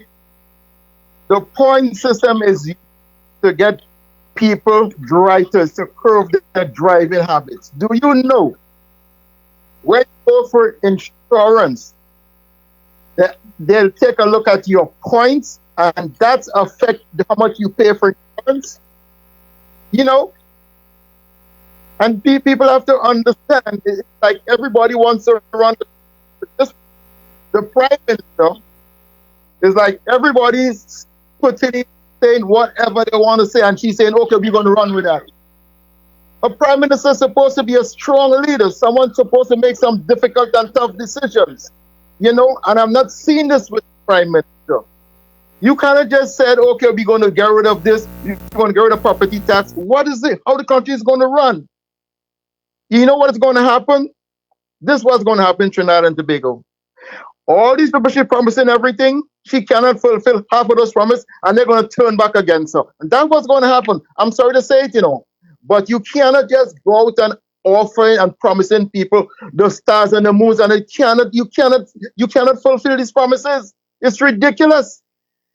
You know, just to stay in power, you got to be careful with all these promises you're making to people. It just doesn't make any sense. And the other thing with that stand, you see that stand your ground situation? A lot of people end up getting hurt in that stand your grounds, right? And one set of people end up getting hurt. And another thing, everybody wants a gun. You know, having a gun and not train how to use a gun, it's no use to the person who have a gun. It's no use. Okay? So people need to take a look at this whole situation, and she just need to rectify this. Thank you, sir. Thank you very much for your call. See, I tell you, we have foreigners trying to call in now. I saw a message from someone from Pity Valley. Someone is saying, good night, good evening. Great show watching from Pity Valley. Thank you very much, Pity Valley. Thank you very, very much. I want you all to listen to this. Take a listen to this. The workers and unions in these companies also have a responsibility to press management to follow the correct procedure, reporting procedures, as when these companies fail, it is the workers, the employees who suffer the most. Many privately registered companies have been struck off the registry because they have not filed. State enterprises take it for granted that no matter what they do or do not, government will keep bailing them out because of the fear of political fallout. That cannot continue. Government wants to work with the management of all these companies to make sure that they keep running and that they are profitable. Some continue to ignore their responsibilities for providing proper accounts, and they may well end up not receiving assistance from government in the future. We are willing to take the political bumps because it's billions just going unaccounted for year after year after year. All we want are proper accounts and transparency so proper decisions can be made. No proper planning or future policy direction can be accurately taken by any organization if we don't have up-to-date accounts yearly. Municipal corporations are also guilty of not providing proper financial statements. Listen to this. I want you all to listen to this now. You see, some of you don't listen. I want you all to listen to what Ms. B. Sessa is going to say now. She talk about state agencies and they're not filing their accounts and stuff like that. I want you to listen and hear what she say. Must be accountable. They must tell you with the money what to do with the money. But I want you all to listen now what you're going to say to, what do you call them? All these corporations. Listen, eh? Listen. Oh boy. For auditing. Every regional corporation has a number of years outstanding for audit. Many culprits, some being UNC control corporations and PNM control corporations. The biggest amongst them are Kuva, Tabaki, Talparo, 15 years. Diego Martin, 15 years. Tunapuna, 12 years. Point 14, 10 years. No accounts. Princestown Corporation has been an exception. They only have 1 year outstanding. So it shows that these accounts can be submitted when there is a will so to do. Mr. MP Saddam is supposed to join us, but I guess he may join us after. So perhaps you could get MP Saddam Barry to join us, please. Yes, thank you. With respect to the companies being struck off, there are many companies struck off, and we are considering giving an amnesty to allow the companies to comply with the legal requirements. With respect to Tobago, I had a very successful meeting with Chief Secretary Farley Augustine. He brought a list of issues to be sorted. There are many we can work on towards resolving that may not cost taxpayer dollars, and there's some what you call low-hanging fruit that we can deal with in a short term. So, Kuva,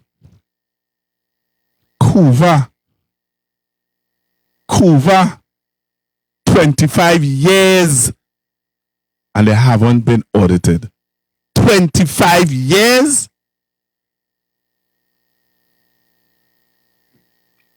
Kuva, UNC run corporation, 25 years.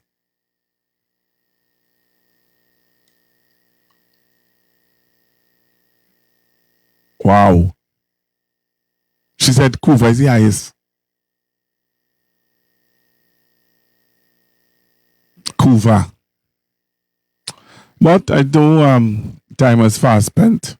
I told you all that I would have ended by 10 o'clock. It's now 10:15.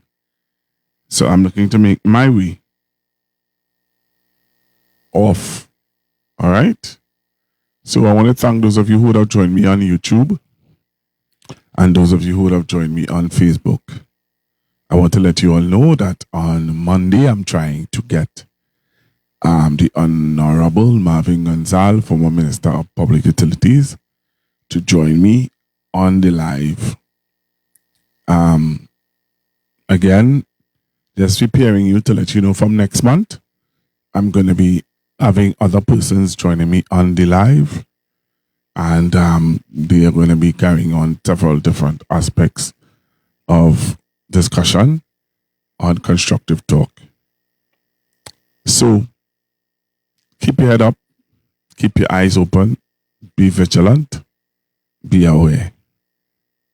I want to thank again Mr. Garry Grifith for being on with me this evening. So we understand now standing ground laws. We understand the procedures of even getting a firearm license is not a walk in the park. But we are waiting to see if it is going to be a walk in the park under this regime. And how to put it? Again, we need to be watchful. We need to be watchful, we need to be mindful, and we need to be aware of what is happening around us. And stop burying your heads in the sand. Attacking each other is not going to help. I want to put this in before I leave. Attacking each other is not going to help. constructive criticism is good. Right? Constructive criticism is a very good thing. But there can also be destructive criticism that could destroy and be very difficult to put together. The People's National Movement is going through a rough time in the sense of people are hurt, people are hurting, people are hurt, people are disappointed, and while we can sit and be the coach in the stands, we don't know what's going on really on the field. And as a man of God, I will urge us to pray and ask God to continue to direct and to lead our nation. Stop playing games. Stop playing games. I urge you, stop playing games and let's be real. All right? Let us be real and stop playing games. Oh girl, look at him. Oh girl, look at him. Oh girl, look at him. Oh girl, look at him. Hello, good evening. Hello, good evening. Good evening, Pastor Google. Hi, good evening, ma'am. Yes, sir. Fantastic show. Only thing though, when you to balance, you have Mr. Griffith talking about Mr. Hines. You have to bring on Mr. Hines now to balance the thing. Ma'am, as if right? Mr. Hines want to come. You saying that, anyway, I hear you and I understand what you're saying, but these people have to be willing. Just like how when you were in the media houses and we were begging them to come, me ain't begging nobody to come in my house. Sorry. I ain't begging nobody to come on my platform. Because when I was on 91, you're begging them to come and they dancing like if you doing them a favor. Right. I'm not doing that. Well, I pay the internet for here, and I doing my program from in my home to try to educate and inform and to bring the people to understand what we have to deal with. And I'm not begging. I spoke to Mr. I am putting it out there that I am asking persons to come on the live. If they're not coming, then I ain't fighting up to no balance. Right. Okay. I hear you. So I'm glad you will have Mr. Gonzalez. I am trying to get Mr. Gonzalez. He was supposed to call me back today. He didn't. So again, I ain't begging nobody. I'm saying it because nobody. You know why I'm saying it like this? Because at the end of the day, this is nobody ain't paying me to do this. Nobody not paying me to do this. I'm doing this out of love of country and because of the people who genuinely have been calling out for me to create a platform and an avenue for them to talk. Yes. Appreciate it. And because you can't talk on 91.9 again, you know. You can't talk on 91.9 again. It no voice there for anybody on 91.9. When you call I-95.5 Monday to Friday, you have people there insulting you and telling you, oh, you're hurting and oh, you're this and oh, that, and get over it. So on the other platforms, on the other radio stations, you don't have opportunities, you don't have a platform to talk. Here you have a platform to talk. And when you're asking the people with the relevant authorities to come here to talk, if you don't want to come, if I have to beg you to come, I'm not asking you. My member of parliament came on Monday. Oh, yes, he was on. And he did a fantastic job. Oh, yes. I had I am sorry. I had Mr. Hislop on. I had Mr. Hislop on from Tobago. I missed that. Giving us an update on how the Tobago election, how it went in Tobago and what. He also gave that commitment that he will come on. You understand? Interval of how often we can have him. And that's what we're talking about. At this point in time, the PNM should be grabbing. At this point in time, the PNM should be grabbing any platform that they know that their people will be listening to. Yeah, I wanted to bring on Miss Atwater. I want to know what went on because she was excellent, a teacher, and so on. I want to bring on Miss Lisa. Atwater. What went wrong there? I know they were pulling down her posters and all kind of thing. What happened? I want to know what happened there. I got the minister, the opposition leader went down there. I want to know what happened. You know? With the girl, Miss Atwater. What went wrong? What went wrong there? What happened? I want to know. You could bring her on. That'll be nice. Being a teacher, somebody who work in the community, how could people reject that woman? An excellent candidate. I have to say shame on them. Thank you. Have a good night.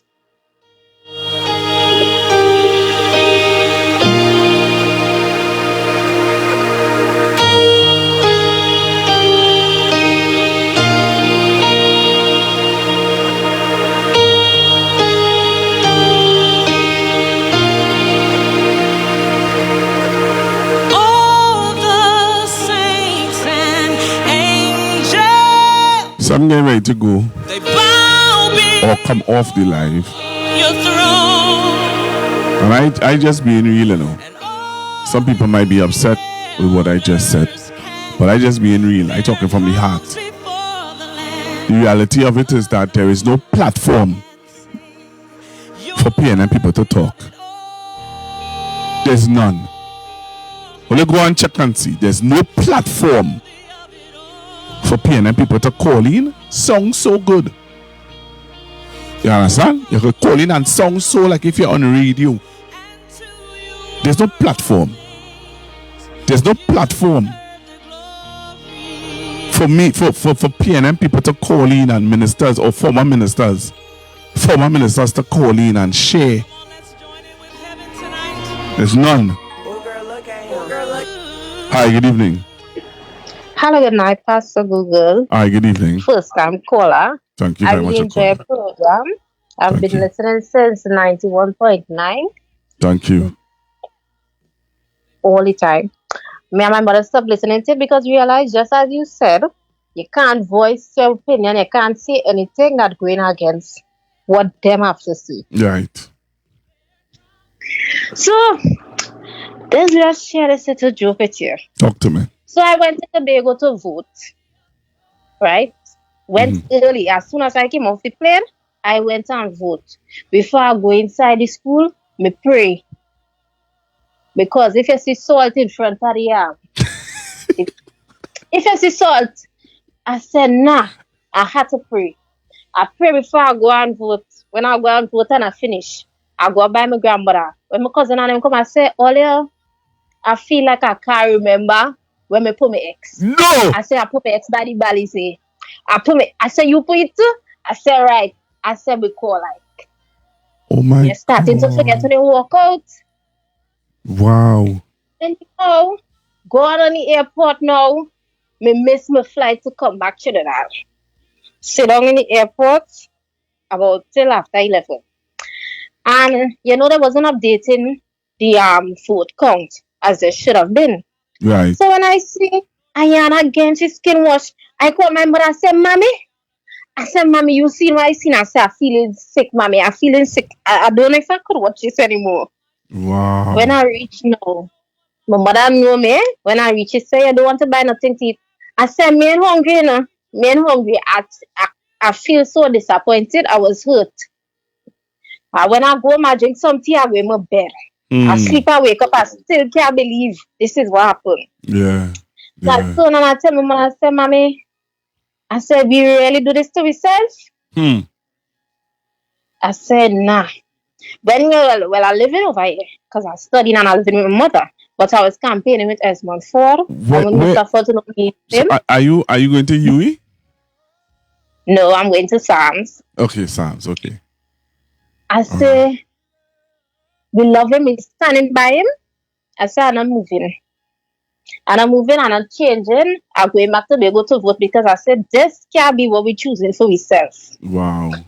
When I say I pray, because I really couldn't take it on and on. It took me 3 weeks to get over it. I ain't ashamed to say. I cried the night. I cried the next day. And I pray and I say, God, you take control. I said, don't let the people that didn't vote for this have to suffer under this government. Right. I said, because it's too much for my heart to take on. And I can't stress myself of something that it's already happened. Yeah. So I want I'm to just thank you. looking on. And I want to thank you very much for calling in. A young lady from Tobago. What part of Tobago are you from? I'm from Calder Hall. Calder Hall. I used to pastor a church in Calder Hall, you know.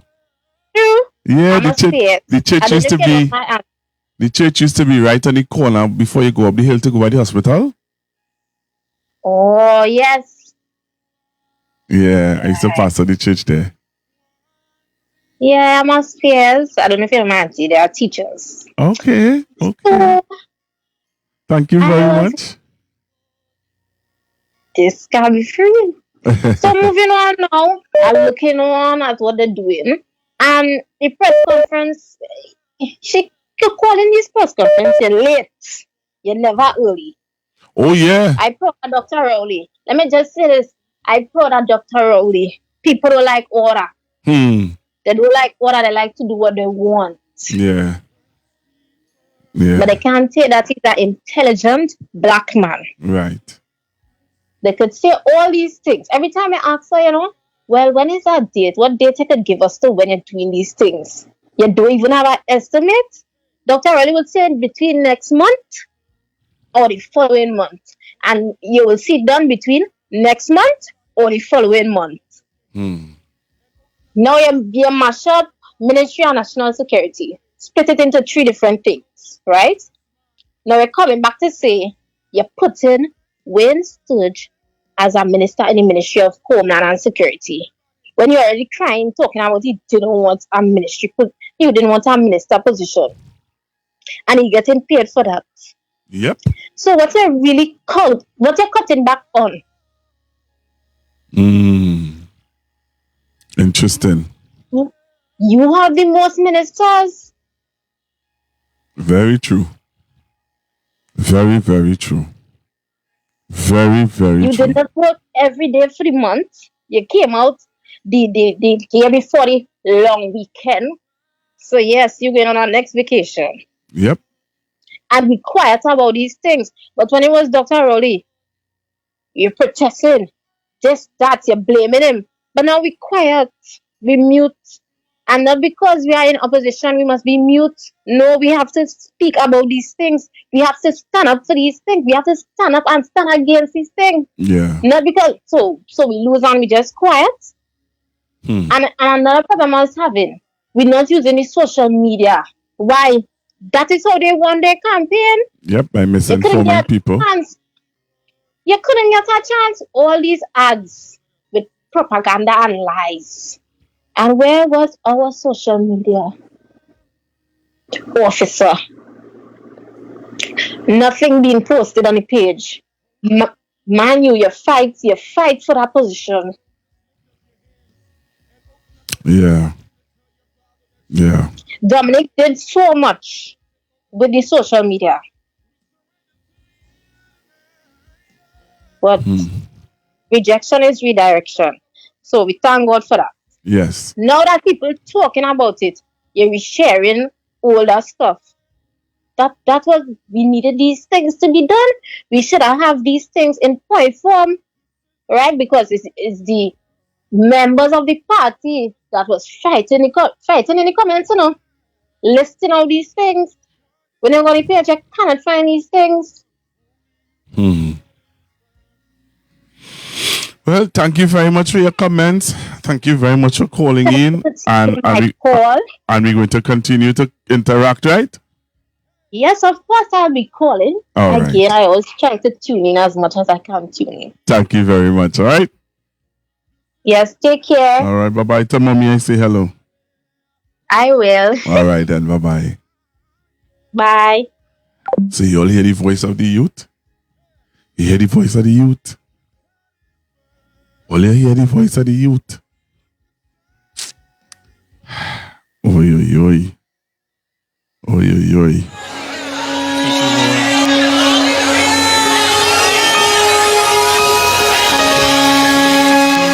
Father, we lift our hands to you.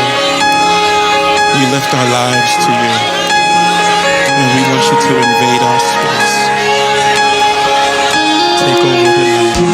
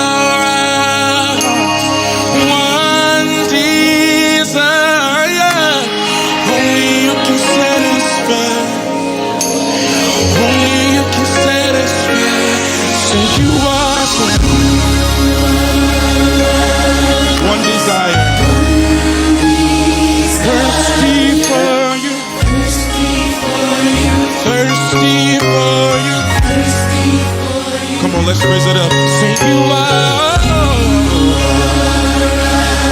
one desire. Hey, and only you can satisfy. Only you can satisfy.